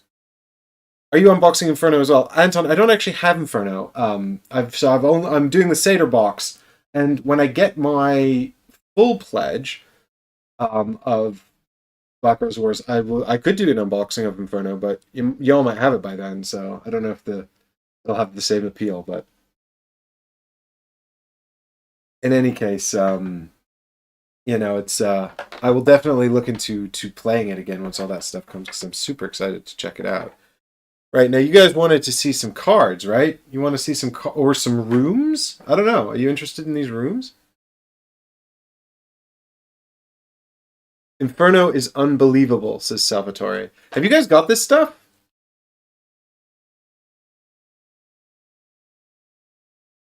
Yogi Biber says, they're so delayed with shipping, someone won't have it. It's true. Well, if I get it relatively promptly, I will definitely do an unboxing of that, so you can. So we've got a whole bunch of new rooms here. The Cursed Temple.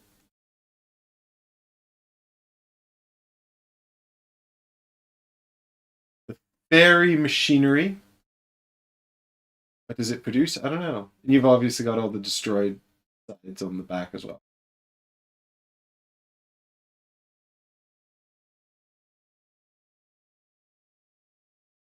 There was an unboxing video by LMS for Inferno. Oh, cool. Here's the Ale House. I mean, obviously not as good as my unboxing, right? Because they don't do all the funny voices. No, someone spilled the beer! This is an outrage. This is my favorite room, and if you spill the beer, I'll be very upset with you. That's it. I don't care what the scores look like in the actual game. If you're setting about destroying the Ale House, you've become my new #1 target. Cyclops' Forge. So maybe for Bronte, we can get in here and make some cool dancing swords. That would be fun, wouldn't it? Someone spilled the lava. Bad idea. Don't spill the lava. I bet I know who lives in this room. Where is he? Where'd he go? There he is, our boy at home. How about that? And on the flip side, we've got... Oh no, it's being destroyed! Who destroyed my house? I'll kill you!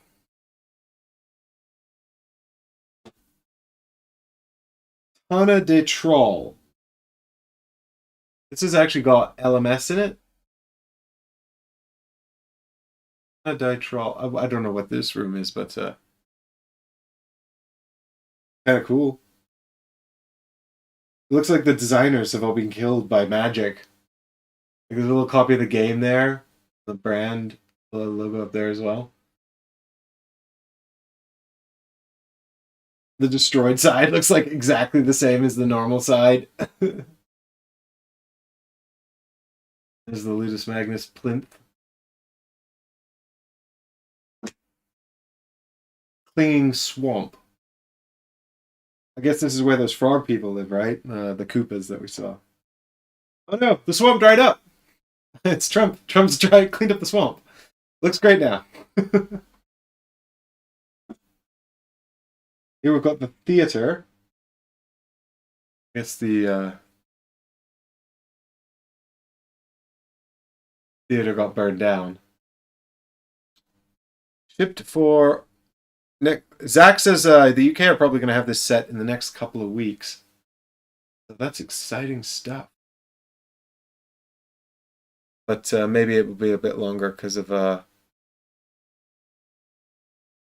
lockdown. Ah, the Horologium! This is the Nova Ateus room. I know all of this stuff now because I made a sponsored rules video for Nova Ateus Renaissance. And if you haven't watched it, you should definitely check that if you want to know more about that game. Anyway, this is I guess in here maybe we can play with time in some way, but then someone smashed it. This was probably someone who had the components from the original set, which I understand were not top-notch. Pigmen's room. This is where Cersei keeps her pigmen. Hey, at least she keeps them nice and warm and well-fed.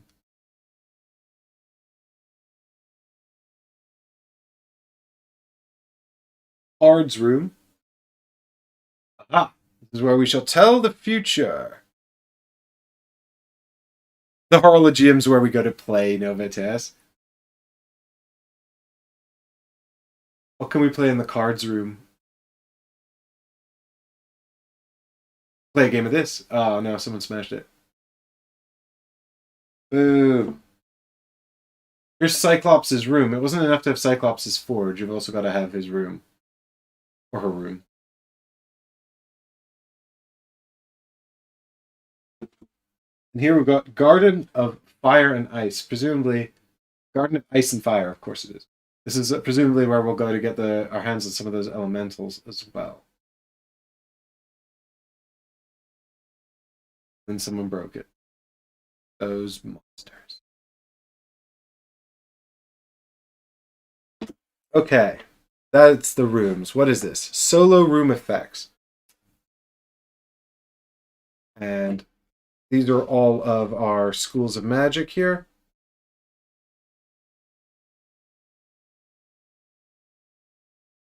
So these are once you've got your starting school of magic, these will tell you your potential. Do they all have UV, spot UV, and linen finish? These have been revised. Not that I can see. Are they supposed to?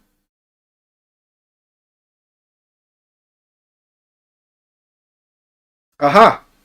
The solo mode uses the Perilium. Look at that, I can just see it there. That's a Nova Ateus thing. Have they just co-opted the Nova Ateus rules into a solo mode for this? Because I'm actually not totally opposed to that. That might be quite fun. I'll definitely have to give the solo mode for this a look. I'm quite excited to check it out, actually. Oh, that could be...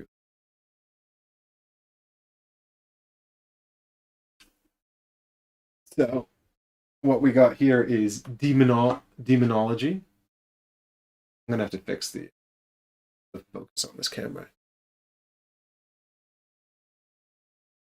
Dun, dun, dun.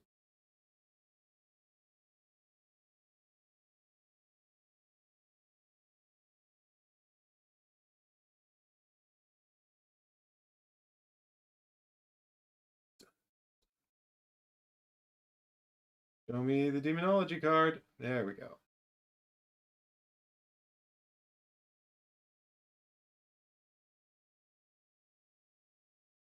Demonic Army or Shinigami, which comes with one Kyubi no Kitsune card, which I assume summons a Kitsune, which means I'm all about that.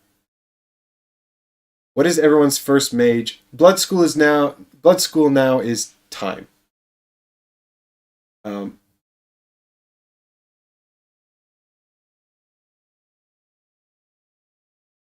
No, I think that's just a little trick of the light, I'm afraid, for the spot UV. And although they do have I mean they are decent quality. What is everyone's first mage that they are going to use? Well, I think mine's going to have to be Ariana because I just love that cat from it. All about that. Although failing in that, maybe I'll take Bella. I know, the two cute wizards. Maybe it'll be. Well, the thing is, I was about to say maybe I'll take the Blood Mage, whose name I already forgot, but because he was super cool. But I have a feeling like Ninja would take that. Oh man, I'm so excited to play this. I'm so bummed out that I can't get like 3 people together to have a go at this. Pursue 2020. These are all of the corrected starting decks, and of course you can flip those over as well to use them as the table places for the cards as well. Ellie Umbra, thanks Salvatore, and Bronte. Petsar is excited to play Bronte, the giant giant artificer, which is awesome.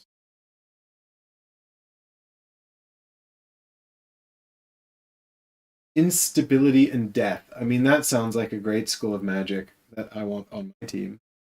Blowing up rooms and killing people? Yes, please. I don't know if you guys are interested in seeing all these starting decks, but... Ah! Trickery comes with the bucket spell. Animate broom. I love that. Tidy up. Tricks and pranks. What fun. You have to play as Dukas and try this. You have to do that. Sorcerer's Apprentice. What? That's neat.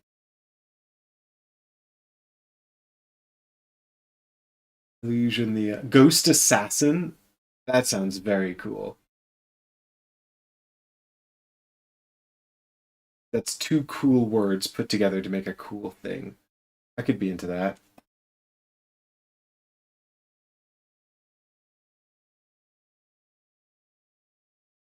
Shub Niggurath Embrace. Wow. Void, we are really just getting in on the Azathoth Chasm. I mean, we're just embracing the old ones now, aren't we?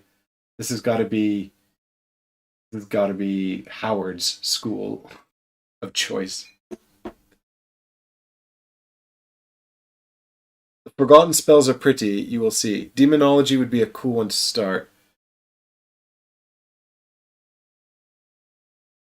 There's the Chronomancy. It's cool. Well, we've been streaming now for a couple hours. I don't know if I don't know if I'm going to be able to go through all of these cards unless I speed up. Bardic Puppet Dance. These are all the names of songs. Porcelain, Firestarter, Fade to Black. That's really fun. They're all metal songs. That's very cool. I bet Ollie would be into that. Here's the Blood School. You can be a Blood Corruptor or just a Blood Bath. Nice. Scarlet Flower. Yeah, that's what I'm going to turn you into with my blood magic.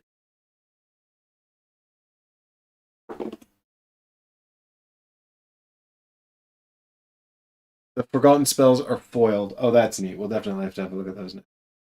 There's the School of Elementalism. Herald of Fire and Stone or Master of Wind and Ice. Both of those sound super cool. I would love to be either of those. Pyroclastic Cloud sounds terrifying. The Glacial Exterminator. Yeah, well, we're going to summon those horrifying water elementals earlier. We got Conspiracy, Trap Master, or Quest Specialist. I mean, the quests are actually quite good fun. Trap Master. See, now, that's... I can totally understand people that would get really into that. I don't know if I want to be the Trap Master because I often feel bad when I pull off like a gotcha mechanic, you know, and I'm like, surprise, I gotcha. But also then it's also reliant on other players and their actions as well. So it's like, you know, I would perhaps rather, I don't know, just blow you up with destruction magic.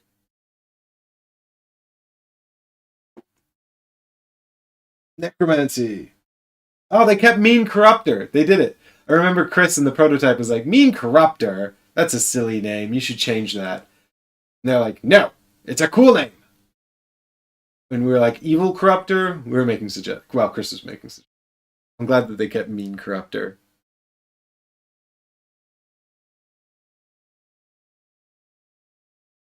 Mind magic. Mental ruin or mind control. Self-harm.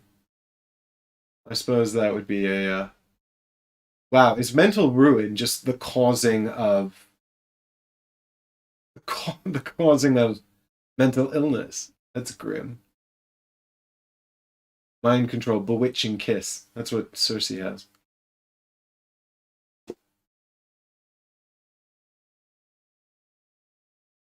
Carlomancy. Bad omens and good omens. Oh, the lovers.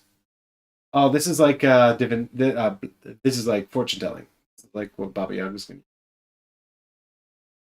That's cool.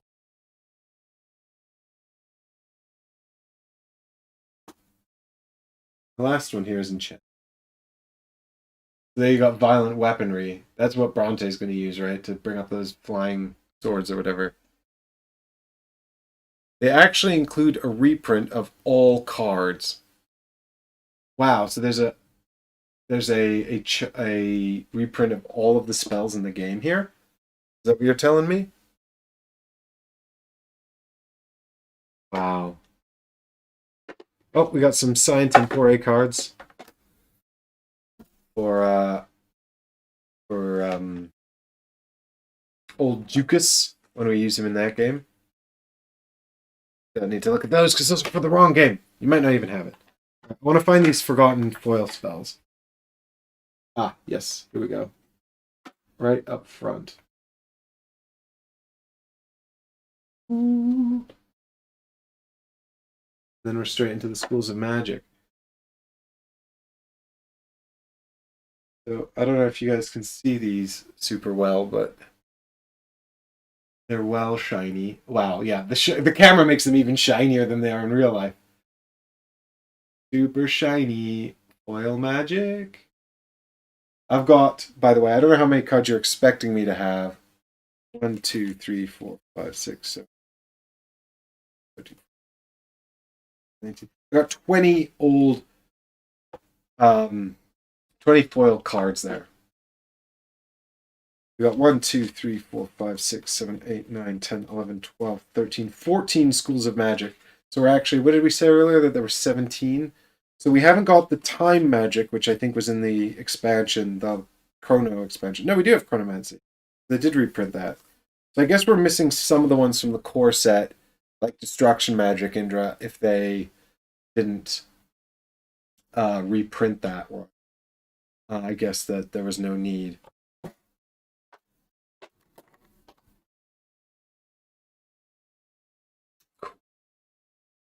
So I don't know if you guys want me to go through all the spells here, but we can certainly have a look at these forgotten spells. Death's Delirium and Death Delirium. Oh, 2 versions of Death. Yeah, of course, 2 versions of Death. This I won't go through what they all. Inflict 3 wounds on each model in play that already has at least 1 wound, or inflict 8 wounds on the target model if the target hasn't been defeated. By the end of the game, remove any of this damage that remains. Myth in Chrono Box. Is it Myth in the Chrono Box? Cool. I haven't actually opened my Chrono Box yet. Devastation. Inflict 2 wounds on each model within range 2 from your current room. Then 3 wounds in total on any of them.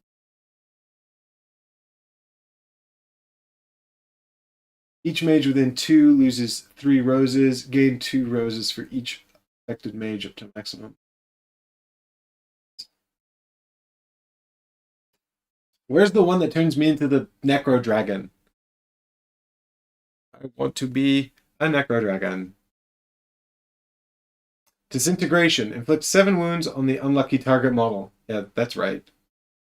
Target model is Place 9 instability. Is that 9? 5. Place 5 instability in the target room. I don't see Destruction, Myth, Divination, Transmutation. Yeah, Indra, so I guess they haven't all been reprinted. Which is fine. I guess they didn't need to reprint them all, right? Okay, we've got Echo of Revenge. When you suffer wounds, you may inflict the same number of wounds on each model in play, maximum 5 wounds each. When you are defeated, you may void the defeat and heal all of your damage, then defeat the mage that has the most damage on you, resolving the defeat as if you affected the most damage. What? What? That's nuts. When you suffer wounds, you may inflict the same number of wounds on each model in play up to a maximum of 5. But this, though, what?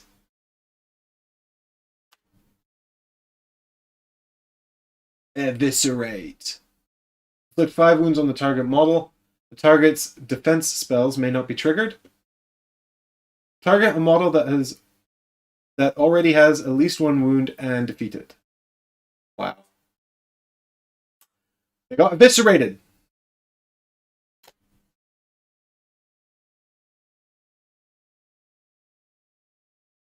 Infamy of Circe. Choose 2 rooms adjacent to the target room other than the throne room and the Black Rose room, and immediately destroy them, taking their token. Or summon the Infamy of Crete in the target room. He may then act immediately. Yes, that's our boy. Right there, this guy who's screaming angry.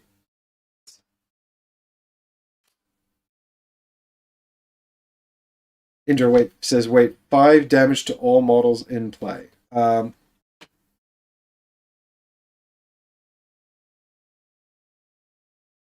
exactly right. That was the Echo of Revenge. It says, when you suffer damage, you may inflict the same damage on each model in play, maximum of 5. So yeah, potentially, if you get hit for 5 damage, just do 5 damage to all models in play. You're all done! Echo of Revenge.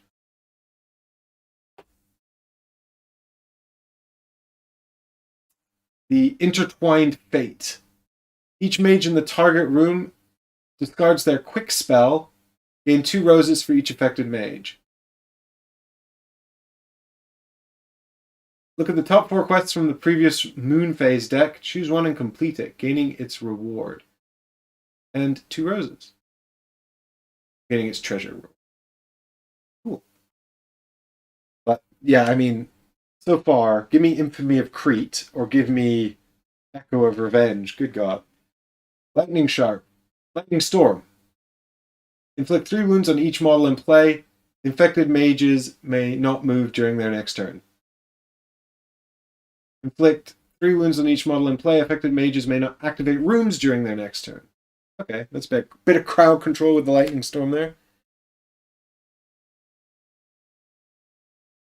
Soul Entrapment. When a mage enters the room, you may steal 4 roses from them. Huh.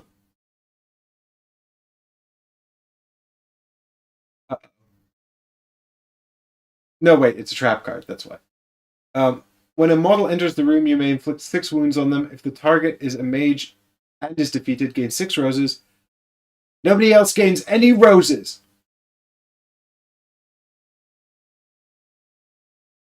Fair enough. That's my kill. I'm stealing it with Soul Entrapment. Time stop.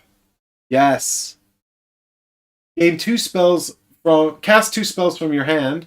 Gain 2 roses. That's kind of awesome. Each mage must discard one of their ready or active spells, gain 4 roses. I mean, that's fine too. If you're in trouble or you're really worried about something. Chrono the Internal. Lose 3 roses to play 4 spells from your hand. That could be potentially epic. Summon Chrono. The room where you summon him becomes unstable. Take the room token. You cannot select the Black Rose room or the Throne room. Well, wow. Just summon Chrono. Yeah. We got Magister Memories. You may activate up to 6 rooms in the lodge. Gain 2 roses. That's kind of awesome.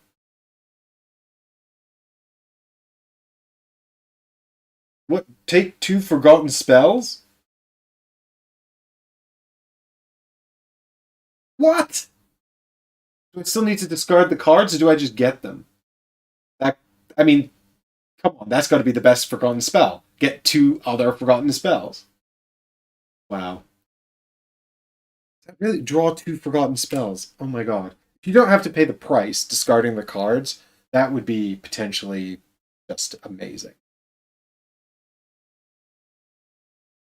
Demonic Invocation. You become a Necro Dragon. Yes! Yes, this is the one I want. I want to become a Necro Dragon. Oh, look at the foil on the Necro Dragon as well. That's awesome.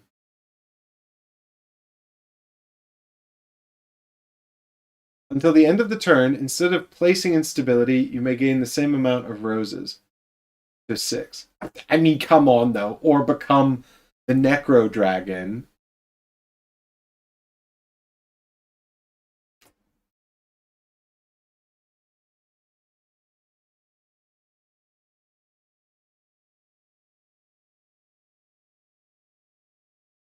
I can't read the top. What does this say? Force of Gaia. Force of Gaia, right. Mother Earth.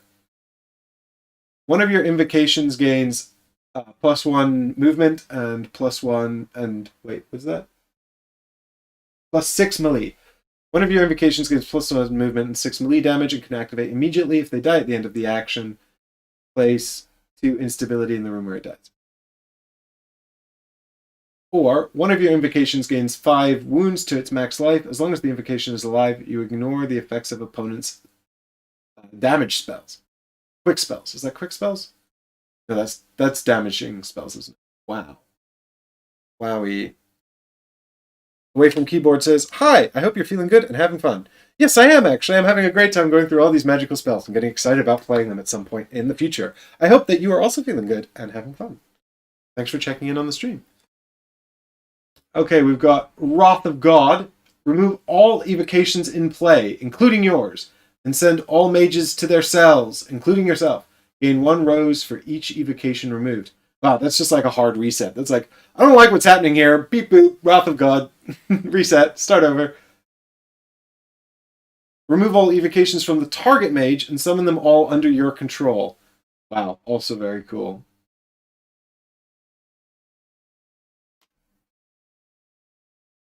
Army of Darkness.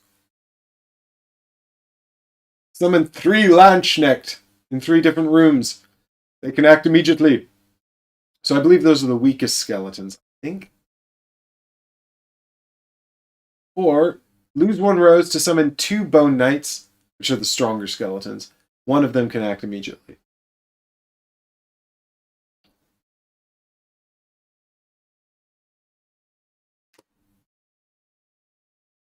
Sorry, Game and Tech Corner, I do not understand your question.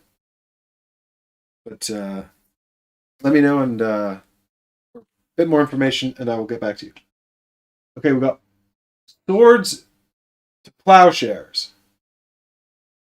Swords to Plowshares. Target mage is defeated, gain 5 roses, and then the target mage gains 2 roses. Each other mage has at least 1 wound on the mage gains 1 rose. No one takes that mage's trophy. That's kind of like, I guess that's sort of like a little catch-up mechanic or something now, or if you're, if nobody else has taken any damage, and you've taken a lot of damage, that's a good time to use that. Select a mage without any damage. That mage is defeated. You gain 3 roses, and that mage's trophy. Instagib. Poof, you're done. Taking control of mage's evocations.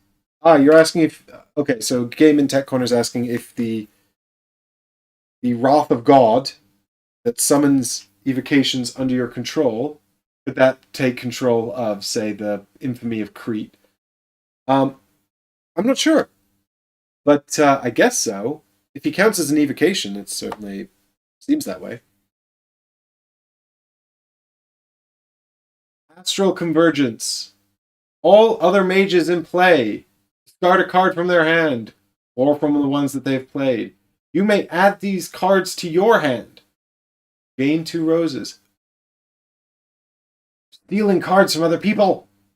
Give me those spells, people.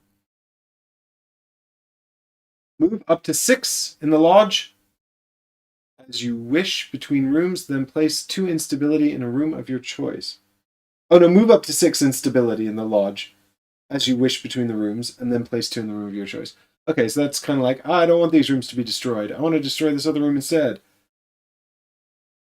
All other mages in play discard a card from their hand, or the ones they played. Oh yeah, we looked at that. Cool. Infernal Pact. You can bring me some demons. You can cast a spell from your hand, then you can cast your ready spell in the order you prefer. Cast all your ready spells. You can cast a spell from your hand, and then you can cast all your ready spells in the order you prefer. gain 1 rose. I presume that means, like, you can just choose the order of your ready spells instead of having to trigger them in the order you set them up at, prepared them in. Yes? Summon 3 Malakota in the target room. 2 of them can act immediately. Nice.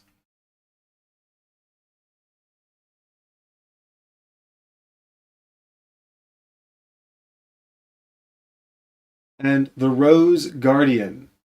Summon below in the Black Rose room. Then you can suffer 5 wounds from the Black Rose to activate the Black Rose room without discarding any cards.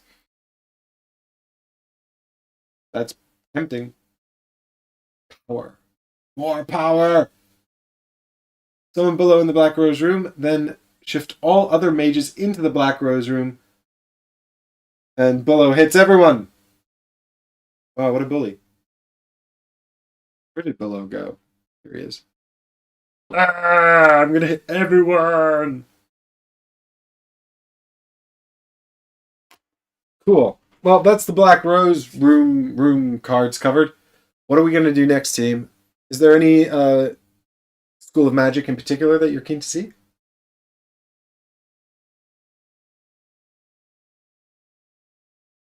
There's I presume there's evocation stats in here as well for the creatures. So I don't know if you guys are keen to see those. Bard or Chrono Magic. Definitely take a look at that.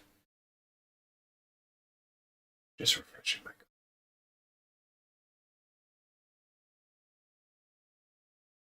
This is my own special School of Caffeine Magic.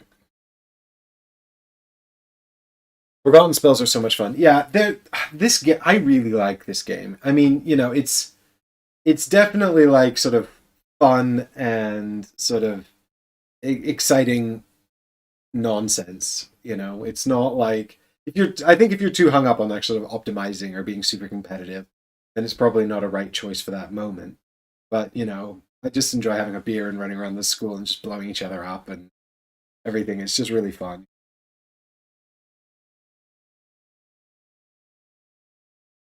Yeah, we could have a look at. So we'll do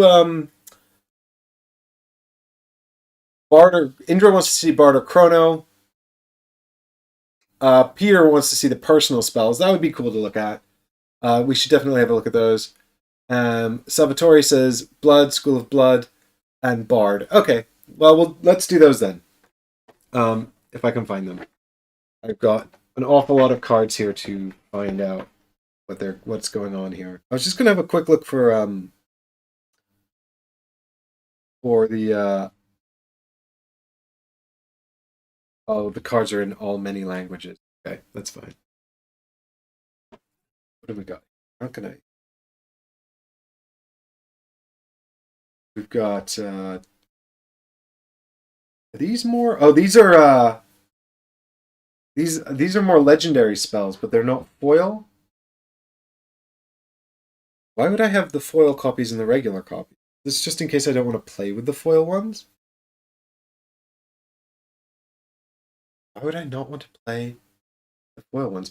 The cards in this one are not plastic wrapped, Indra. I don't know if maybe someone from Ludus Magnus just checked this set before sending it out to me. Because some of these cards here are plastic wrapped, but these ones are not.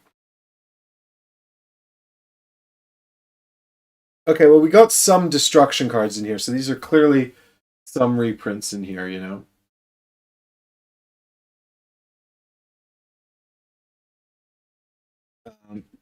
Oh no, these are the personal spells. Yeah, because they've got the mages on them. Okay, so these are Nero's personal spells.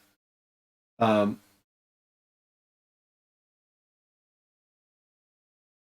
out of here, Bullo. No one wants to see your bill.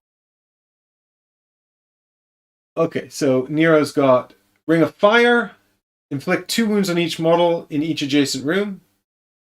And he's got inflict 2 wounds on each model in the target room. If any affected mage leaves the room with a physical action before the end of the turn, inflict 2 more wounds on them. That's cool. He's got... Oh, they're all called Ring of Fire. Are they all the same copy? Right, yes.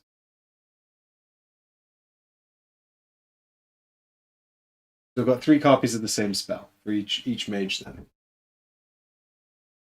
That's how it's gonna. That's cool.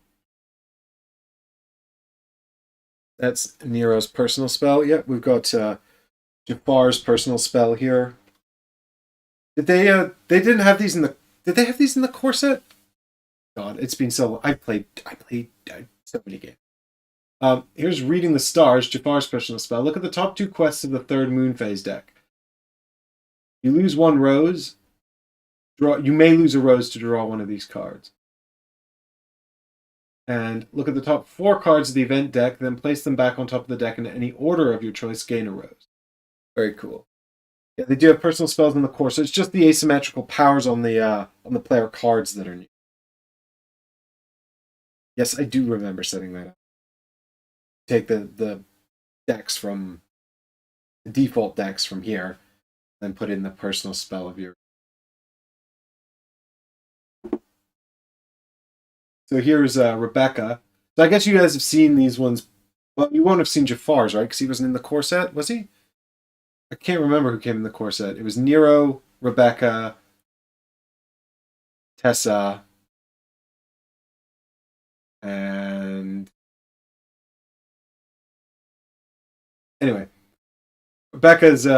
So you guys have seen these ones probably already. Inflict 3 wounds on the target model. If the target is a mage, they also lose a rose. And remove any one undead to inflict 4 wounds on a model from the removed on a model 1 room from the adjacent in a room adjacent to the room.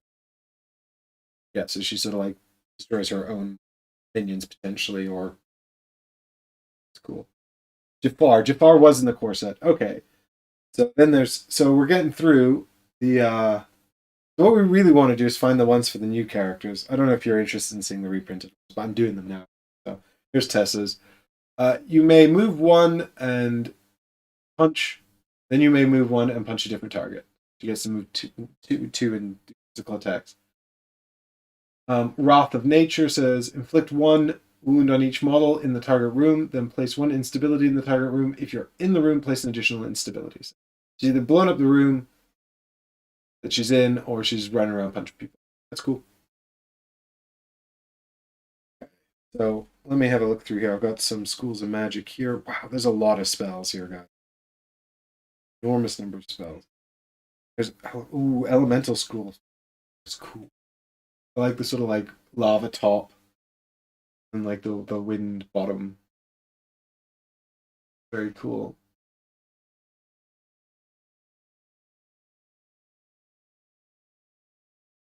What else we got? Cartomancy. Oh, here we go. Here's some. Oh no, this is demonology. I think. This is definitely void. Shove Niggurath's embrace. You just can't have a game without Cthulhu in it. Not that I'm complaining, mind you. More content is always well.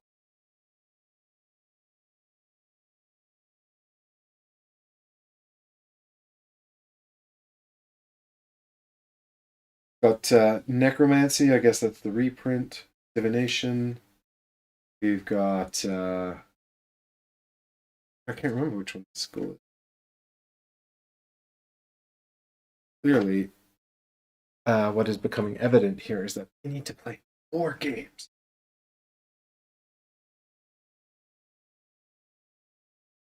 So we do have here a reprinting of the Destruction School. So although they didn't reprint the Destruction card earlier, they have reprinted the cards.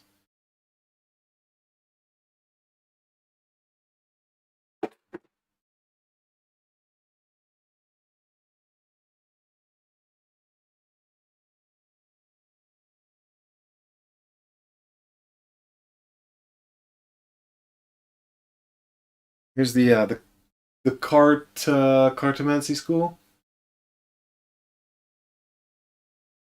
I think that's what that was.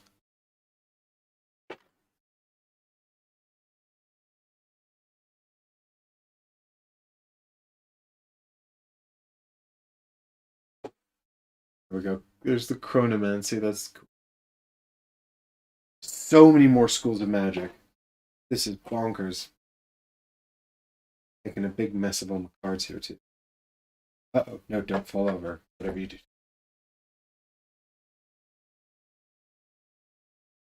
Oh, this has got to be blood, right? Blade, Tornado.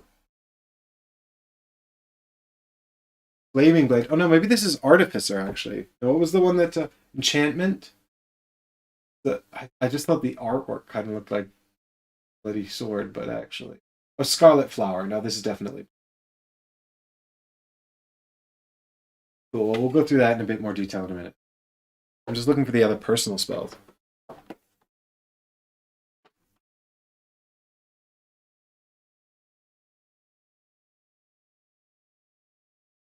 Oh, there's the Bardic School. Fade to black. We'll go through that.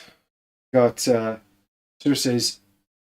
Here we go. These are Cersei's personal spells. So these must be... Yes, here we go. Personal spells for the other characters. So Cersei's got Mind of the Beast, which says target mage becomes a mutated pigment and also loses 1 rose. Wow. Target beast acts immediately under your control. If it physically attacks a mage, the beast suffers 2 wounds. Target mage becomes a mutated pigman. He or she also loses a rose. What? What if, how do I unbecome a mutated pigman? Is that just my life now?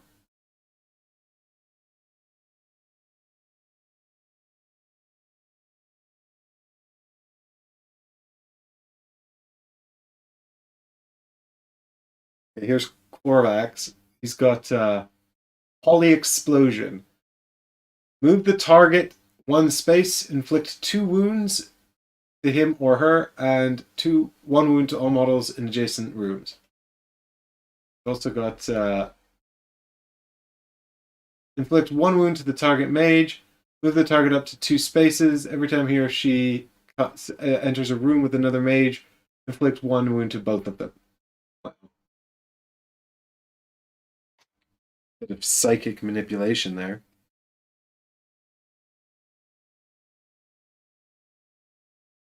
Submerged Theater. This is the invisible mage. I forgot. When a mage enters the room, he or she needs to choose.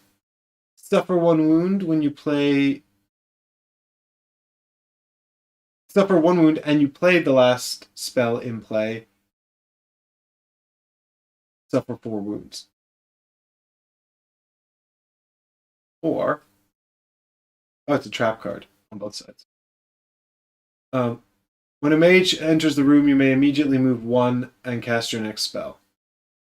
Surprise!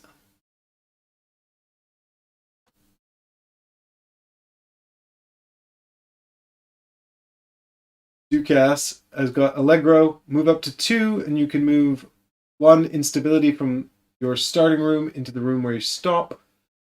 Summon Nimbo. I guess that's your broom. If he's already in play, you take control of him. Take his card from the actual control. And heal 2 wounds on yourself. A construct in play acts under your control. Cool, so you take control of other people's stuff as well, potentially. Well, this one is fairly fitting, I think. Nimbo's the broom. It's Massacre. You may move 1 and physically attack. The attack target is in a room with another model. The model can physically attack under your control. Or, you may move 1 and attack, inflict an additional 2 wounds with this attack, and then suffer 1 wound from the Black Rose. Makes sense. School of Blood, all about doing blood. All about beating people up and murdering them. Makes perfect sense. Okay, Nightmare. Guess who this is? It's Howard the Cultist. Target mage cannot target you with any spell which targets... Yeah, with target 1. Yeah. With target mage, yeah. Gain 1 rose. Okay, so that's kind of like a protective thing. And we've also got summon a copy of one of your demons in the target room. The demon can now physically attack, so he gets to duplicate demons that he's already somehow...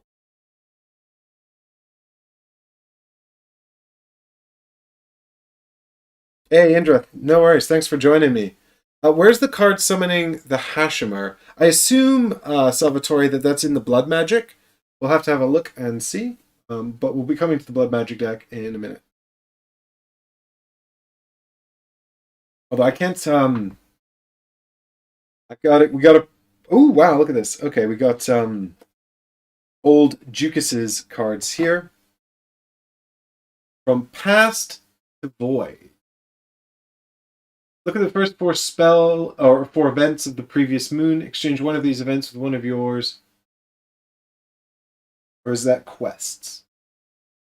Reshuffle the others back into the same deck. Gain a rose. There you go. You get to rig some stuff, and that's always good. Always good. I cannot understate the power of cards that let you look through decks and rig them in your favor. It's always really useful. You can also place 2 instability in the target room and then activate the target room.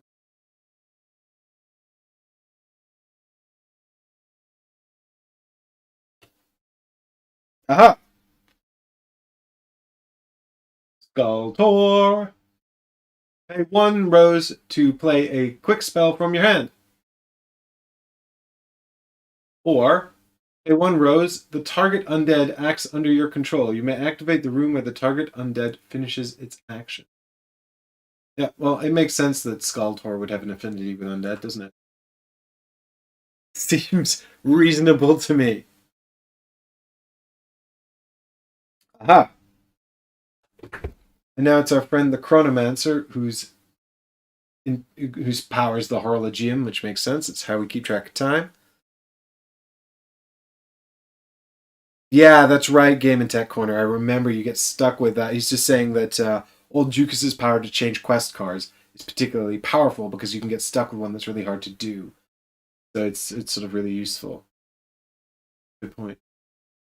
Horologium. Pay 1 rose, copy the effect of any one of your... I can't remember what the symbol is, but it's kind of like support spells. It's a type, just like this. This one is a support spell. See, so it says copy the effect of any one of your support spells already played. The element and target remain the same. You cannot copy a forgotten spell. Otherwise, that would be crazy powerful. We've also got pay 1 rose, copy the effect of any one of your damage spells already played. Cannot copy forgotten spells. It's the same thing. Basically, just play something. Which makes sense. The Horologium is all about time, and this is basically about going back in time.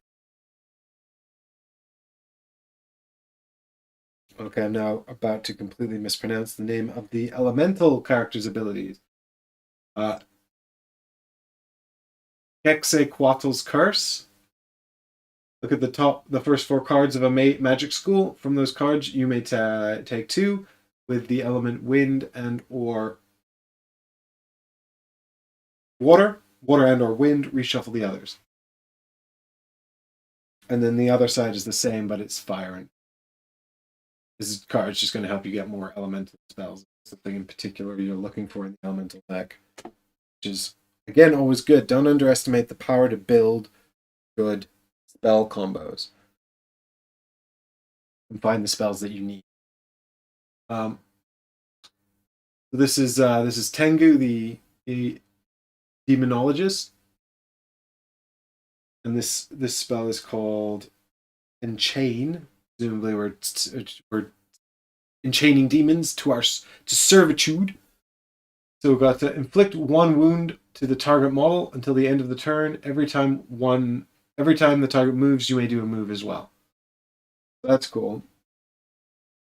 And We've got inflict 1 wound to the target model. You may shift one of your evocations into the target's room. This evocation can immediately attack. And here we've got our Vivian from Final Fantasy VIII, I want to say. You can tell it's Final Fantasy because now the spell's called Faraga.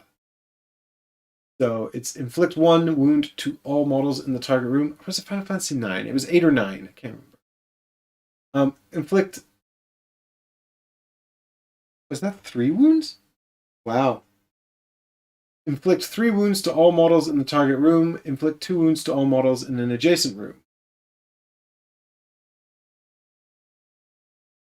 Or inflict 3 wounds to all models in the target room. All mages can only move a maximum of 1 every time they move until the end of the turn. So a bit of straight up damage and a little bit of control as well. Okay, here we've got Ariane's personal spells, and I really hope these are good because I like to play her because she has cat. I want to play her because she has cat. Look at all your memories and discard 2. Draw 2. Look at all your memories and draw 2. Okay, memories is like your discard pile, isn't it? And we've got here, look at your memories and draw 1 and then gain a rose. I mean, I really like that because that's basically a way of finding the spells you need and using them again.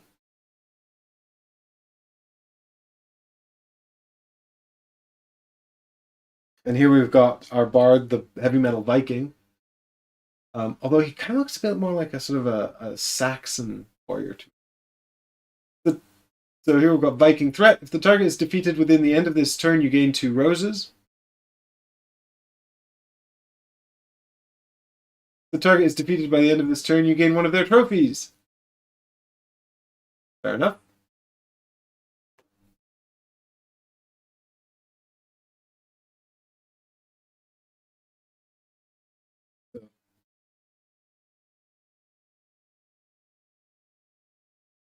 Oh, but the forgotten spells after you cast them, they're lost, aren't they? Like they don't go. The memories is the memories a discard pile or removed from game?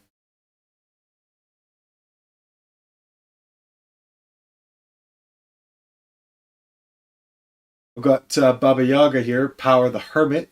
Lose 1 rose to play 1 support spell from your hand. I'm calling it support because I can't remember what game, but it's like sort of supporting style spell. Discard 3 to gain 2. No, draw 3. No, discard 3 cards from your hand to gain 2 roses. Memories are discarded cards. Yeah, so in a standard game, forgotten spells are lost. Yeah, you can't get those back out of your memories.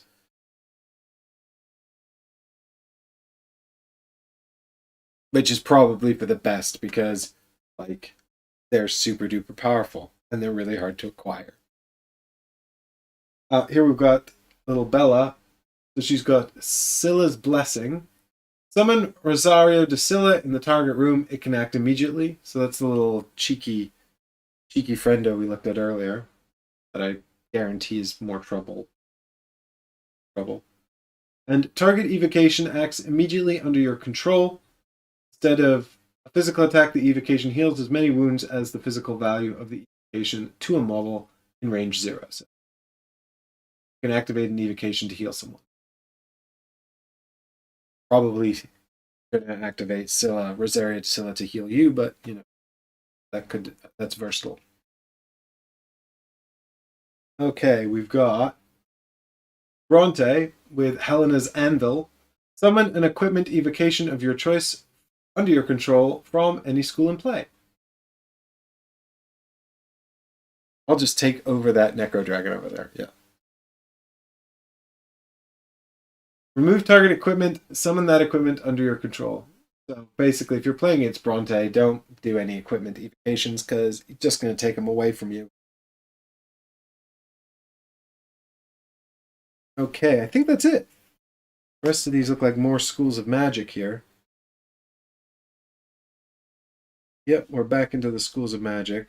So, let us have a quick look at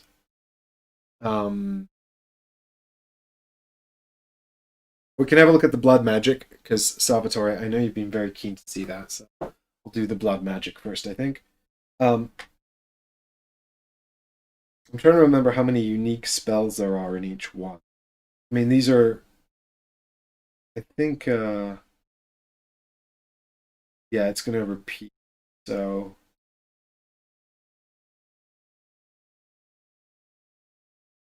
Yeah.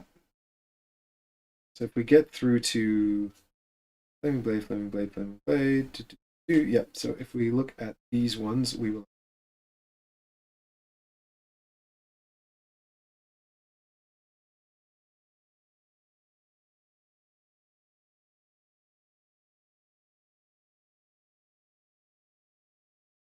Yep, 3 of each type, exactly. Classic says the Bella spell card. I'll just take over that monster over there. Target evocation acts immediately under your control. Yeah, so just take over the Necro Dragon. Have it heal you. That'd be awesome. Okay, so we got Blood Tornado. Blade Tornado. Blade Tornado. Inflict 2 wounds to all models in all adjacent rooms. Use a Hashimer action.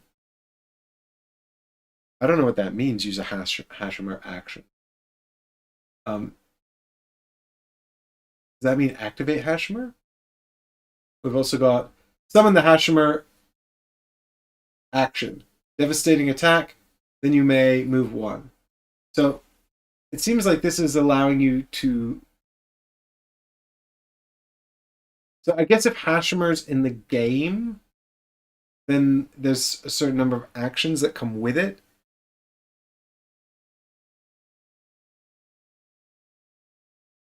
Game and Tech Corner says, why do you lose the forgotten spell once cast? Can't find it in the rules anywhere. Is it not just discarded like normal spells? Well, to be fair, I remember that from the prototype games we played, because I played more with the prototype than I have with the actual final core set. So because we played it a bunch when we did the series on it, we're enjoying it. So I don't know if that rule's still stuck around, but I think we played it when I played with the core set, but I might have made it up. Still, if someone knows where that is in the rule book, please do pop it into chat. It says, in the rulebook, they explain how blood magic works with Hashimer. Hashimer starts in the Black Rose room if someone's taken the School of Blood Magic. Okay. And is there, somewhere I presume there's a card with all of Hashimer's actions on it then? I presume it's in one of these decks maybe that I've got here. So I can't find it. Maybe it's in here actually. Dun dun dun, just having a quick look through the cards. Oh yeah, here we go. I'll get these cards out so you can have. So, in order to better understand, so the School of Blood Magic essentially comes with Hashimer on the board, so that he can do some nasty. I mean, I've gendered him, but I actually don't know what Hashimer's pronouns are. So it will start on the board. I'm not. I apologize to Hashimer, but I think you. It will start on the board, and it will be very, very mad, and it can do things. So we've got Slaughter. Hashimer can move 1, inflict 3 wounds to models, to range 0 models, to range 0 models, right? The target also takes 1 poison token.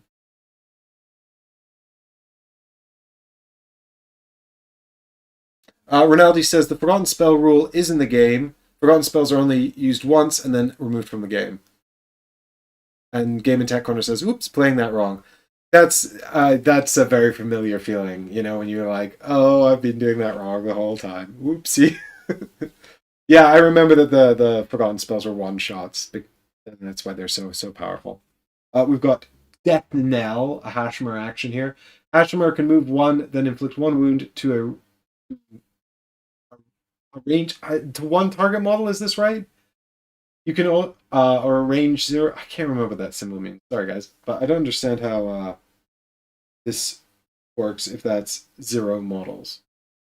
Like 3 wounds to 0 models. That 1 target model, Or is it range 0 model? I feel like it's range 0 models. Inflict 1 wound to a range 1 model. To a range 1 model. You can shift your mage into the model's room and hit them with a physical attack. It is range, yeah. Thanks, Salvatore. I thought it was. Okay, Hashimer inflicts 2 wounds at 0, so this is going to be anyone in the room with him.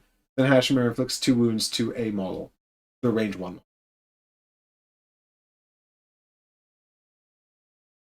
Fire Dash. Hashimer can move 2 and inflict 1 wound to all models in the rooms it passes through, including the destination room. Wow, so like playing as the Blood Mage, you're going to have all of these sort of considerations around how you're going to utilize this Blood Avatar to do all of your nasty bidding. It's pretty cool. All right, we looked at Blade Tornado already. So here we've got Death Knell. You may move Hashimer. You may move Hashimer 2 spaces and use one of his actions. Its actions.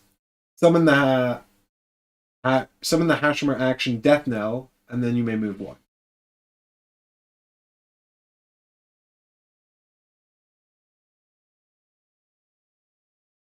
This is horrible bleeding. Inflict 3 wounds to the target, then 2 wounds to a different target, range 1 from the first one.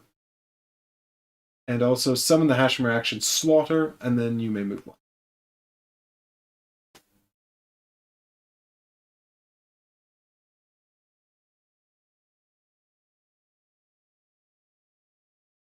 There you go.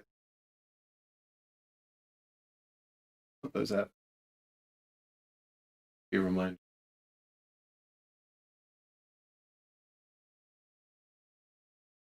Got transfer up to 3 wounds of your damage onto the target, then shift Hashimer into the target's room. Oh, that's scary. It's like Hashimer just like shows up in your room and he's just like, hello, I'm not doing anything yet, but I'm here now, right beside you, ready to go.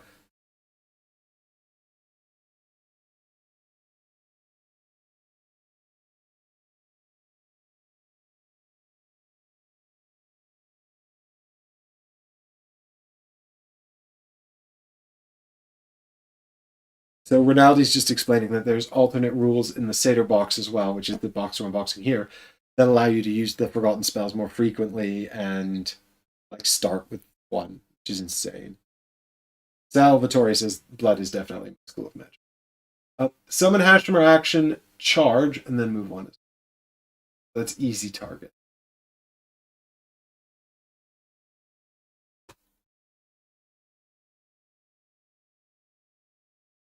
Flaming Blades. Select 2 different rooms, inflict 2 wounds to all the models in the target rooms, and then use a Hashimer action. Summon the Hashimer action Fire Dash, and then you may move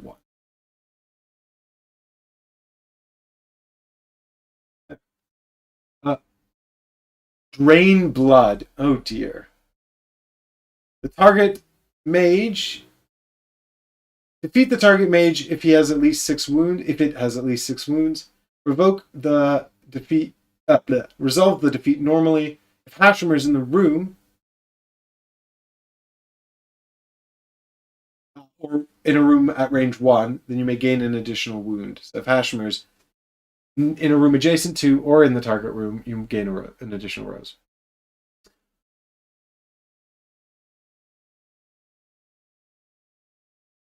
That's convert 2 wounds on the target. That means take 2 wounds off the target, put yours on, right? If I remember correctly. Convert 2 wounds on the target, then heal 2 wounds on yourself. If Hashimer is in a room of range 1, you may inflict 1 wound on the target.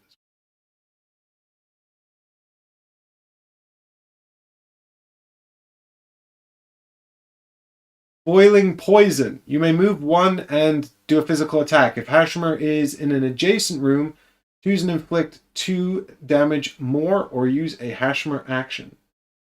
You've also got here, inflict 3 wounds and assign 1 poison token to the target. That's Boiling Poison.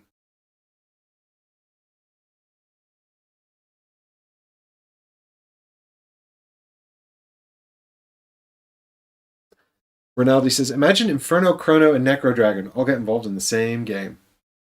Yep, imagine that. We've got Blood Corruption here. Inflict 1 wound and assign 3 poison tokens to the target.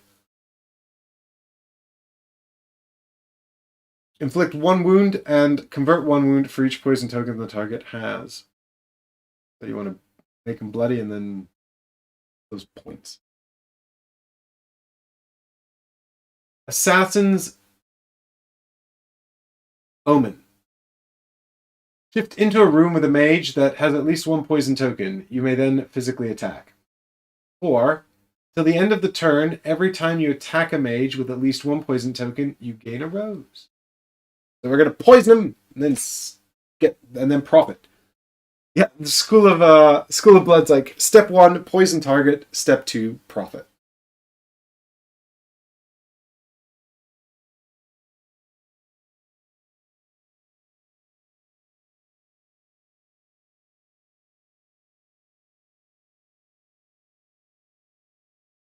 Bury. Until your next spell or physical action, you cannot suffer any wounds. Gain a rose. Oh. Target mage loses a physical action. If he or she doesn't have a physical action left to take, they lose 2 roses instead.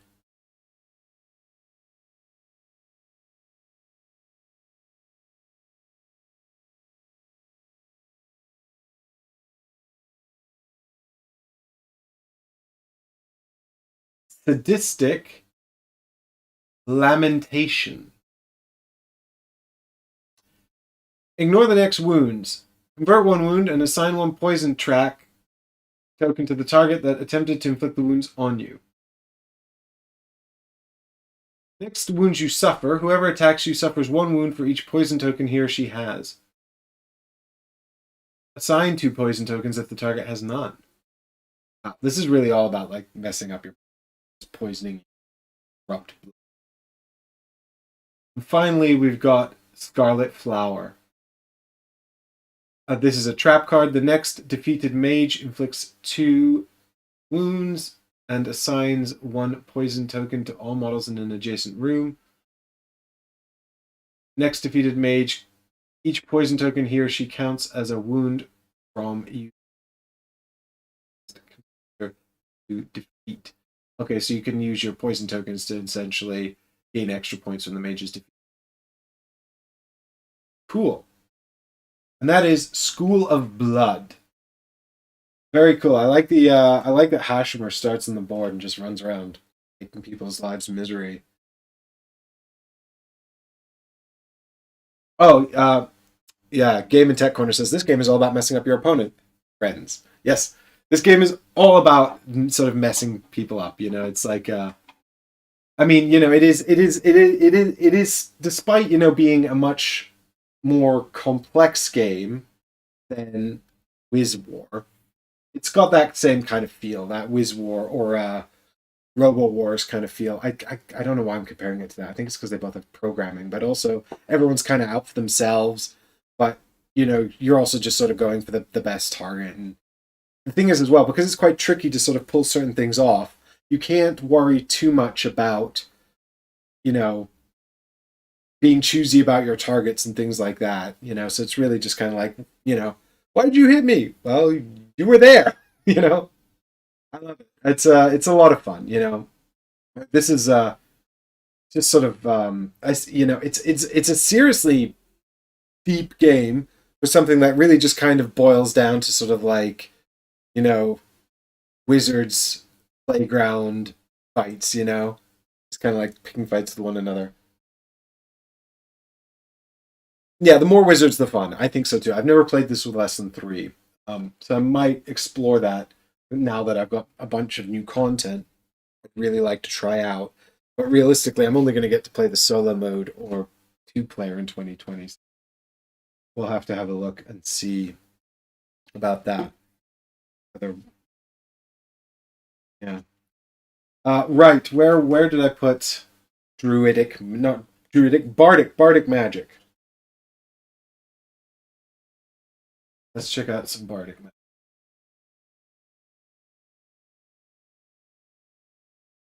And chat, if you can name... Salvatore says, thanks again for taking your time to read through the cards. Well, you know, I mean, we wouldn't really be doing... I mean, we've probably got time to do 1, maybe 2 more schools. So we're going to do Bardic, and then maybe we can do... I think that will be the end of the stream for now, because I have to get ready for the next stream. But thanks for joining me on the stream and hanging out, and also filling in the gaps in my knowledge. I do really appreciate it.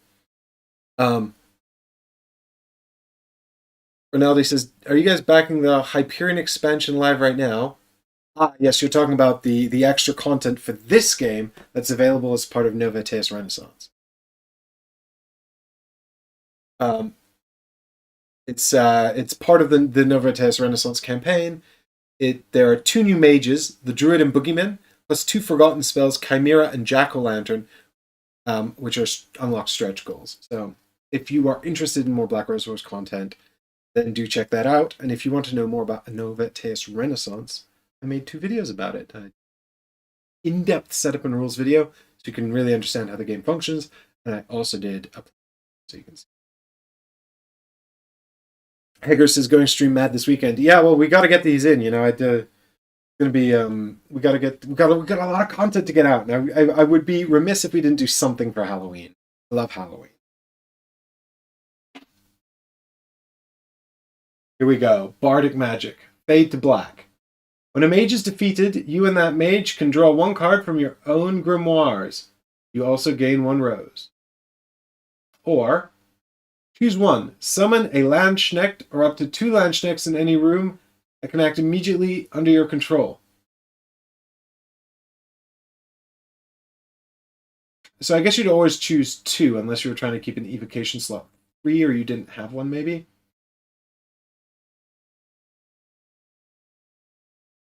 Going backwards. Oh, by the way, that was Fade to Black, obviously a Metallica song.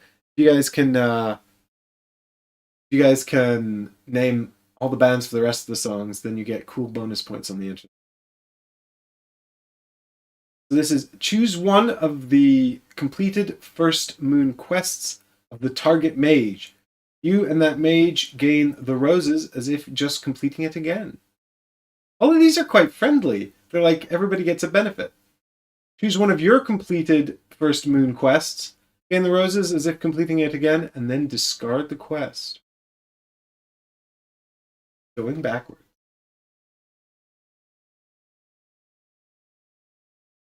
Galvanize.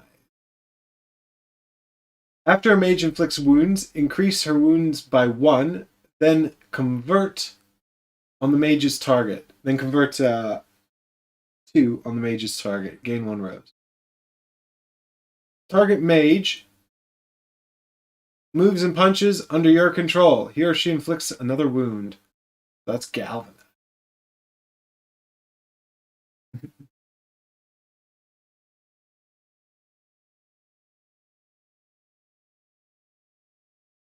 Omen. All the mages in the target room may remove a ready spell card to do a move and attack. Gain 1 rose for each mage hit. Oh, that's awesome. That's like creates a mosh pit. Inflict 2 wounds to the target mage, only if he or she cannot be defeated. Until the end of the turn, that mage cannot suffer additional wounds from any source. Speaking. Fire starter. All mages in the target room, including yourself, heal 2 wounds. You gain a rose. The next wounds you suffer is reduced by 2. Heal 2 wounds on your character, then gain 1 rose for each wound of the color healed on the attacker. Wait, what? Heal 2 wounds on your attacker. Oh, yeah. Okay. The next wounds you suffer is reduced by 2. Heal 2 wounds on the attacker, gain 1 rose for each wound of your color healed on the attacker. Interesting. All mages in the target room, including yourself, heal 2 wounds, and you gain a rose. Wow, a lot of these are kind of like healing and sort of helping. That's really interesting. I imagine there's kind of a cool strategy here where you're sort of like just keeping the sort of the fights going and not letting the fights resolve so that you can profit and everyone else has to struggle to get points. Right here, right now. All mages in the target room and any adjacent rooms are immediately shifted into the Black Rose room. Deal 2 wounds on each of them. You gain a rose. He'll inflict 1 wound to all mages in play. All hit mages gain a rose.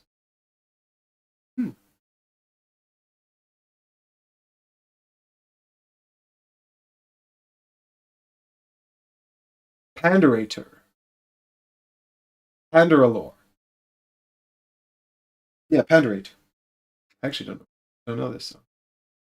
For the rest of the turn, any mage that was in the target room will suffer a wound each time he or she plays a spell. Upon taking any wounds, inflict the same to any model in play, except your attacker. Maximum of 2.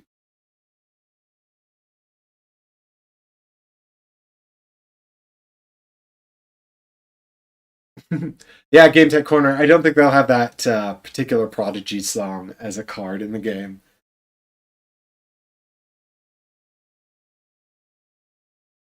Enjoy the silence. A mage plays a damage spell. When a mage plays a damage spell, cancel that spell and return it to their hand. You gain a rose. The target evocation immediately acts under your control. If it attacks its owner, the mage must discard 2 cards from their hand. We got Banana Brain. All mages in target room can discard 1 card to gain 1 rose. You gain 1 rose for each mage that discarded a card. All mages in the target room choose 1 card to discard or suffer 3 wounds.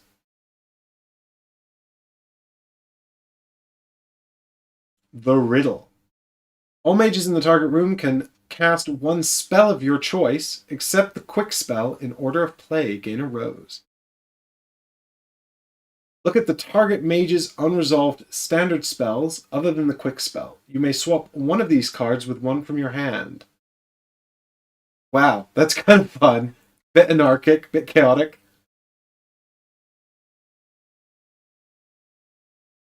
Just target the forgotten spell, man.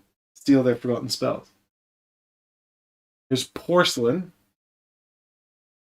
All of the mages in the target room must choose. Lose 1 physical action, or you steal 1 rose from them. When a mage completes a physical action, he or she cannot take any additional actions until they suffer 1 wound or until all other mages have completed their actions. Spell. And last but not least, Slam! Inflict 3 wounds to all models in the target room. Any mages must now cast their next spell in order of play. Inflict 4 wounds to the target mage. He or she must play a spell from their hand if possible.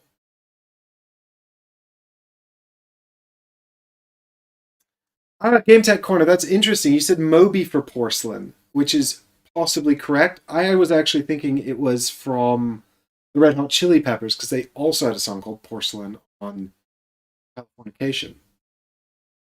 Although, if Moby is, I don't know if Moby's song is more active than the Red Hot Chili Peppers, because their version of that song is a real ballad. I say version, I mean their song. All right, we got time for 1 more School of Magic team. So votes in chat. Let me know what school you'd like to see before I sign off on this mega unboxing. And I've got to put all these things back in the box. Look at that. Void. Chris Carr wants to see Void. Ronaldo wants to see Tarot. Well, Ronaldo, you already got to see your Blood Magic, so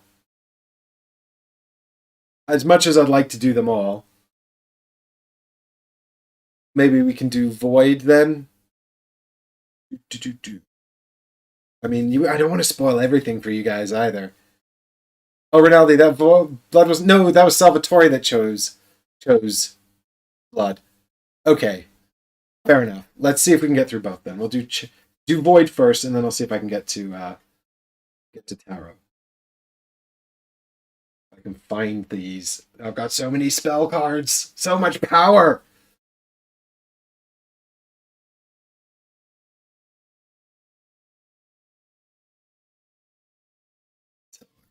Okay, well, there's the tarot deck, so we'll try and get to that. Oh, no, wait. Is this the tarot deck? Yes. Oh, what have I done? Don't mix up the card. It will be a bad time. Why is the tarot deck so small? Cards. Yes, I have. Or perhaps these were not always in the right order. Yeah, why are some of these the wrong way around? I think someone at Ludus Magnus was playing with this set before they sent it to me, which is completely understandable because you want to play games. Doesn't want to play games. I would not be able to sit on this set. No.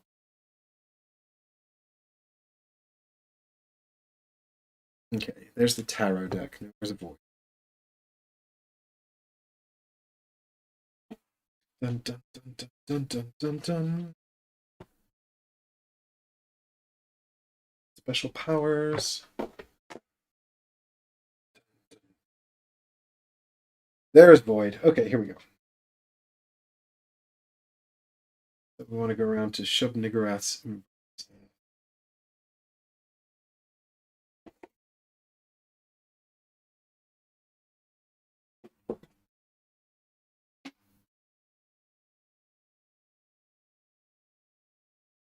So we've got here Shub-Niggurath's Embrace. Reduce the next damage you would suffer by 2, then place 2 instability in the room that you're in. So it's kind of like bounces off me into my surroundings. Remove the next evocation that attacks you, then inflict 3 damage to the owners. Oh, that's cool. I like that protection spell. That's neat.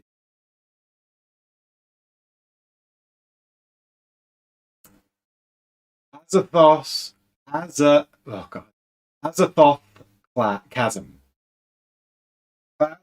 Chasm, yeah. Azathoth Chasm.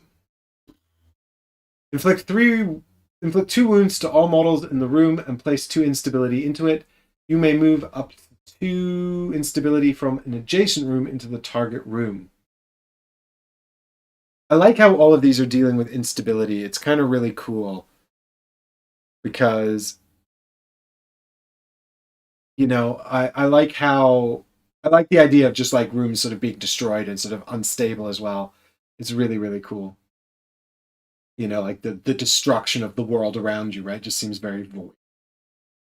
Move all models from adjacent rooms into the target one, and then inflict 1 wound to all models in that room. Place 1 instability for each model hit by the spell, up to a maximum of 4.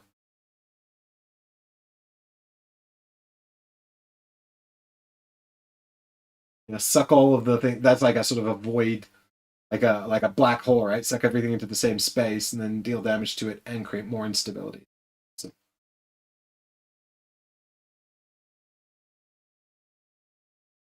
This one's called Abysm.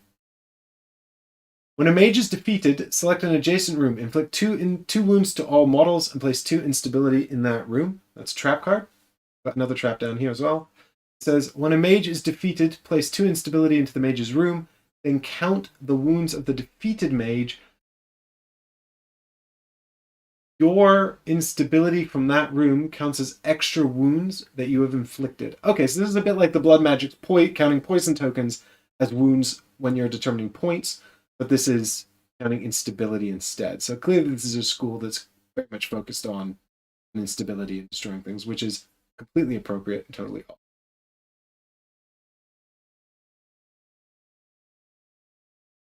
Nightmare Absinthe.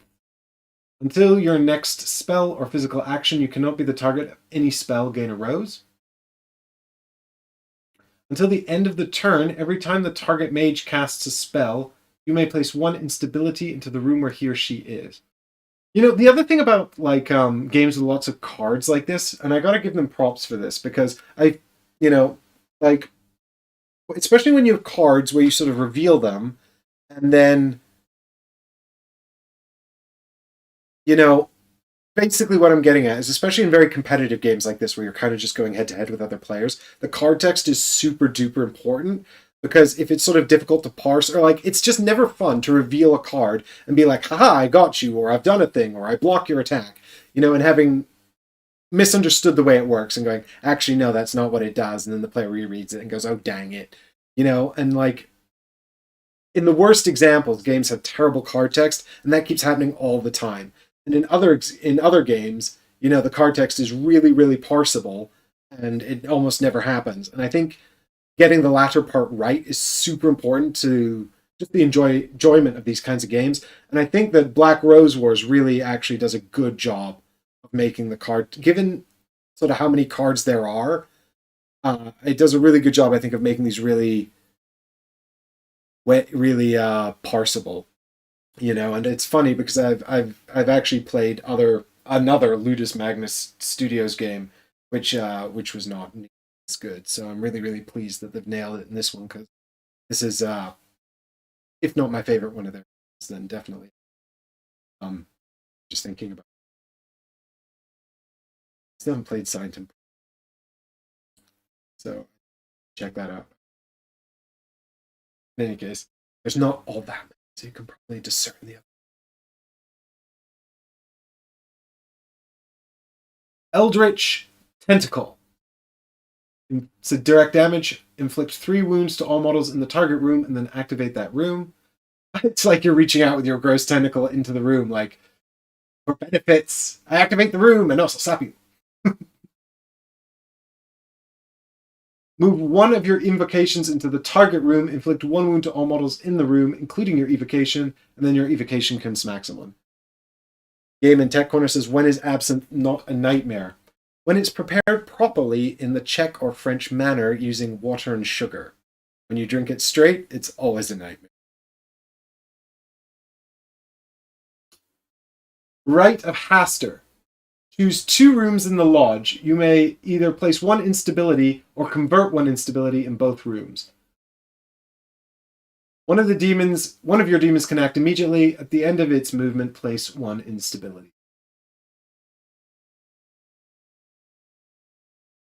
I see your instability and I take it. It's mine now. When you solve one of your quests, if you remove from the target room, you may solve one of. Oh wow! You may solve one of your quests if you remove from the target room a number of instability based on the moon phase. That's based on what. Yeah, you get it. What moon phase the quest comes from. That's awesome. That's really, really cool. So it's like, I've made this room super unstable, but now I'm going to resurrect the room in order to resolve my quests because I can't do it any other way. That's awesome. Or, just because it's easier. And also cause more instability. Remove 1 instability from the target room to gain 2 roses. Yep, I like this school as well. This is super cool.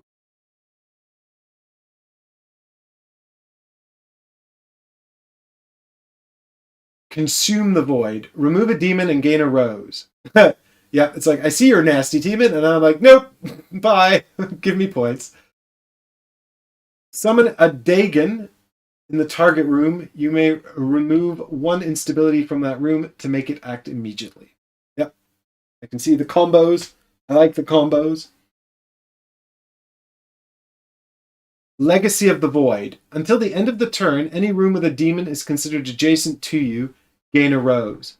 Oh, that's got some cool power. That's got some cool sort of options to set up some sneaky surprises. Summon a Dagon in the target room.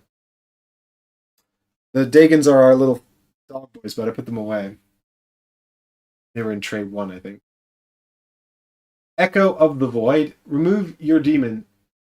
Remove 1 of your demons. You may look at the first 2 quests of the current moon and draw 1. As I said before, we always like things that let us look through decks and draw a card specifically. It's never underestimate how that is. Summon a Dagon in the target room. All of your demons may move 1.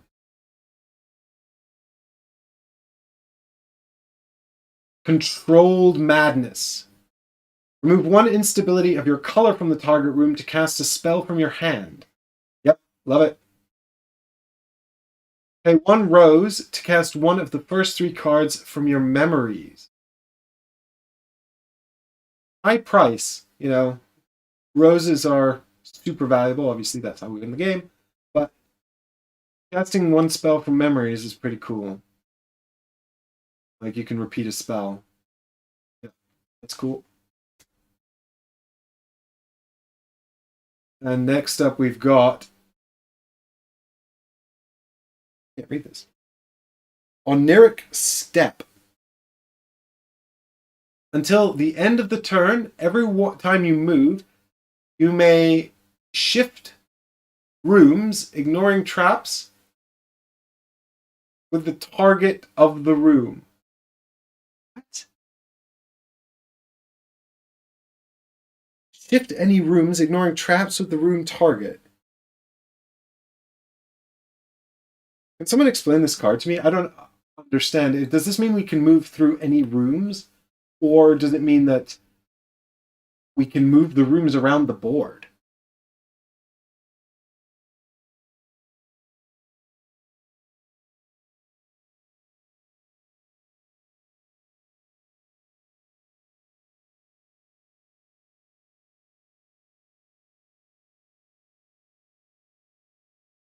Phase shift across the entire logic, Chris. Does he think?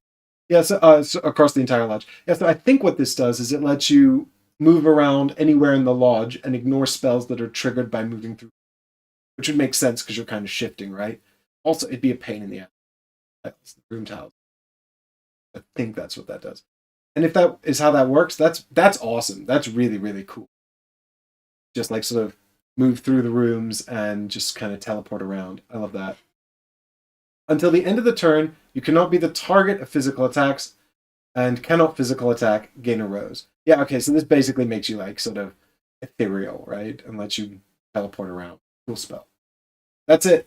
That's it for the School of Void. You guys are just having a quick chat about Medusa's personal ability. I could very quickly revisit that. Because 5 damage is a lot, is what we're saying. Let's just have a quick look. Where was her personal ability? Why don't I have it here? Must have shown it to you. She's in this. Is she? No, she's not in this box. She's in the Chrono box. That's why you're talking about it. We haven't seen it. So I actually don't know what you're talking about because I haven't opened my Chrono. Okay. What were we going to do? We were going to do tarot cards. Tarot card school. Okay, I'll just make sure I've got all here.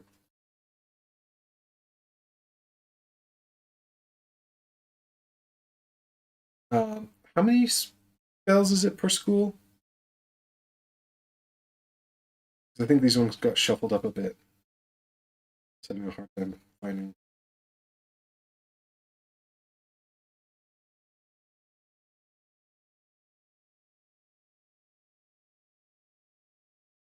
I think it's 1, 2, 3, 5, 6, 7, 10, 11, 12. 12, right? 12 spells per school?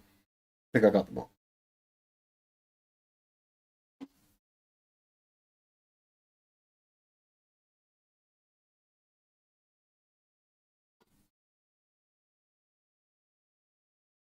So the first one is the Fool. Discard 1 card into the library from your hand. So the library is not your discard pile. The library is the actual deck on the board. So essentially this is sort of removing a card from your deck. Because the Grimoire is your draw deck, the Memories is your discard pile, and the library is the deck on the board. So return a card to the library from your hand, inflict 3 wounds to the target. This targets anyone on the board. Then the target must discard a card from their hand to their memories. You can also discard a card to inflict 1 wound on the target for each card you show from your hand.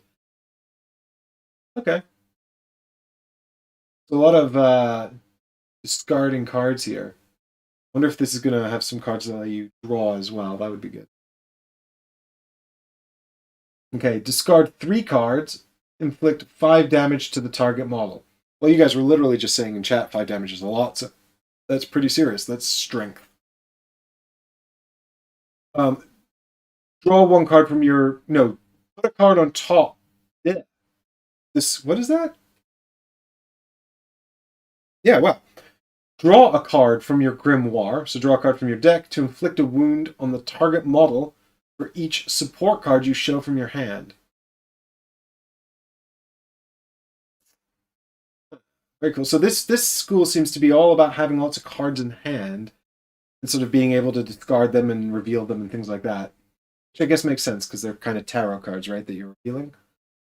So here we've got the Hierophant. Next protection spell. Next spell you suffer. You may search your grimoire and draw a copy of that. Wait.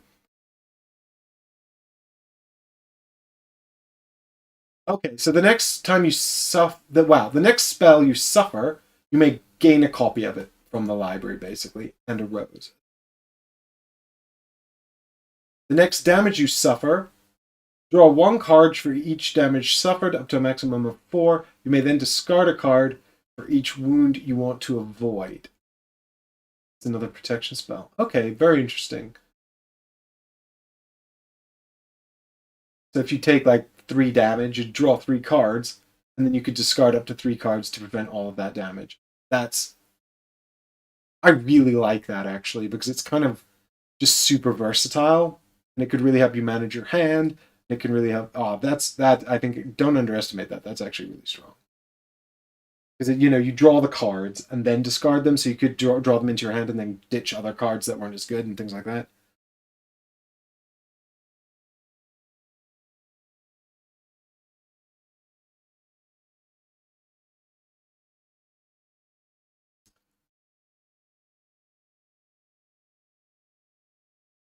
Mark says you could get a few forgotten spells with the card that. Oh yeah. I suppose if someone hits you, well, no, actually, because if you get hit with a forgotten spell, then we're talking about. Dun dun dun dun. We're talking about this one, the other half of Hierophant there that lets you search the library for a copy. Because each forgotten spell is unique, you won't be able to search for a copy. Yeah. Bummer, otherwise that'd be super cool. Just copy other people's forgotten spells. Just be like, haha, mine now. No, unfortunately, forgotten spells remain particularly hard to come by, which is why that one forgotten spell that lets you draw 2 forgotten spells is like insanely good. The best spell in the game. The Emperor. The target evocation acts under your control. If it physically attacks its owner, inflict 1 damage more. It's like, screw you, nobody owns me, bam. The Emperor. The target model acts under your control. At the end of the action, the model suffers a wound. The Hanged Man. Discard a card and then activate a room even if it has already been activated. Ooh. Discard a card. Discard a quest or 2 quests to draw 2 quests from the current moon. Okay, yeah, that's cool. As we discussed earlier, quests are a great way to get victory points. This will let you get rid of some that you may struggle to do. Get ones that you could do. Cool.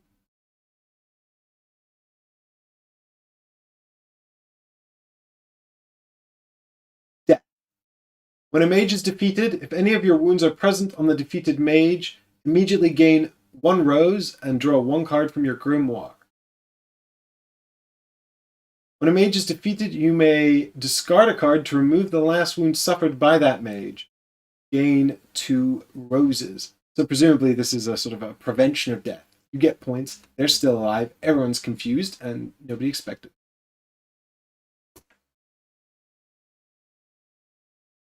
Judgment. The mage that enters the room draws a card. You may lose 1... No, wait. The mage that enters the room draws a card. You may lose a rose to cast that spell immediately. Oh, that's interesting.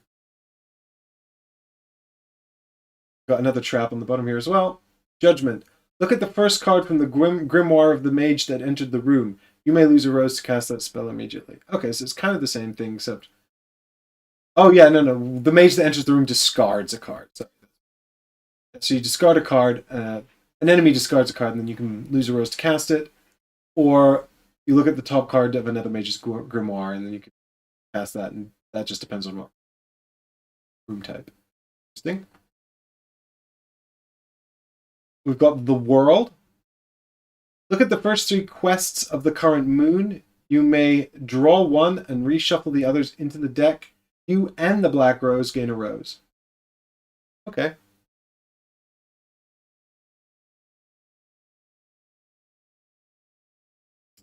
Play a certain type of spell and some other spells. The world. What is this, a mini quest? Is this a quest I can play? Is this a spell? What is this? I don't recognize this at all. Yeah, this looks like a quest, right? Awesome. And hey, Best at Star Trek, thank you for your kind words. That's that's really nice to hear, man. Thanks so much. Make a lot of effort for those videos. Not that I don't make a lot of effort for this, but you know, those are particularly. Okay, cool. Wow, mini quests in the deck, also very cool. It doesn't count on your quest done for the end of the game. Yeah, that makes sense. But presumably, then I can do that quest multiple times because I'll eventually keep drawing that card, right? Wow, lots of mini quests in the tarot deck. The Lovers. You may activate up to 2 of your evocations by discarding a card, 1 for each evocation. You may cast a something or something cast a support, attack, or trap spell. The reward is complete a quest of the 1, 2, or 2. Complete a quest of the 1 or 2 moon, or gain 1 rose, and draw a quest of the current moon. 0 points. Interesting.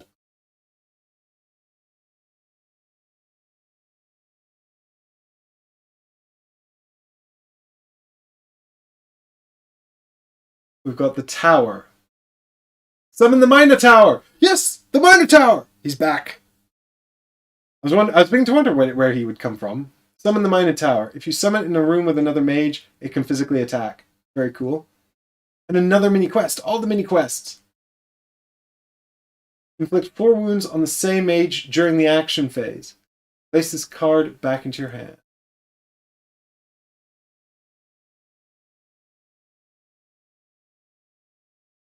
Justice. All mages in the target room, including yourself, draw a card from their grimoire. You gain a rose for each affected mage. Cool. Discard or make another mage discard a total of 3 spells during the action phase. Reward, draw 2 from your grimoire. Yeah, this is all about card cycling, having a big hand. This will go well with a mage that has a big hand and hold a lot of cards. Oh, Best at Star Trek. I basically began this channel to help people play games. So if this is getting people playing games and helping you to play games, I've achieved my goal, and that makes me super happy. Okay, the Chariot. Draw 3 cards from your grimoire and gain a rose. Discard as many spells as you want to. Draw the same amount from your grimoire and gain a rose. Yep, makes sense. Cool.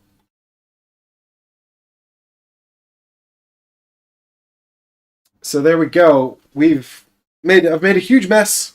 I've been through a bunch of schools of magic, and now Ronaldi says I'm going to play Medusa Tarot. That sounds like a good idea. We haven't seen Medusa, but if you've got the Chrono expansion at home, you can go and open up Medusa and have a look and see what Ronaldi is talking about. I'm also going to open up my Chrono expansion, and I'm going to get Black Rose Wars back to the table because I really enjoyed it, and I'd forgotten how much I enjoyed it until I just started doing this right now. Now I'm just reading spell cards, like getting completely distracted. But to everyone in chat, thank you so much for coming on this extremely long Black Rose Wars Sator Box unboxing with me. I really hope this has made you keen to play the game again and to get your own. I hope that will be with you soon. If you somehow missed out on this stuff, I don't know how available it will be or how available it will be to come by. But keep an eye on the channel because we're always doing stuff. We'll maybe be playing some more content. You guys can check it out. Playing some more Black Rose Wars, talking about that, and maybe I'll even give away a Sator Box on my Patreon. So if you like this content and you want to support it, and you want to get some details on how you can support it, please check out the Patreon page for Ready Steady Play. Otherwise, just watching the content, commenting or leaving a like down below, subscribing to the channel is amazingly helpful as well. So thank you so much, everybody who came on this stream with me. This has been an absolute blast, and I hope this has helped you to understand what's coming in the Sator Box a bit better and got you psyched up for these schools of magic. You know, it's I mean, the models are awesome, but also the schools of magic are awesome too. Like, lots of cool stuff in this box. I'm particularly excited for playing with all these new magic cards. Void in particular has me excited. So I hope I'll see you all again soon, and thanks so much for coming on this adventure with me. But for now, bye-bye.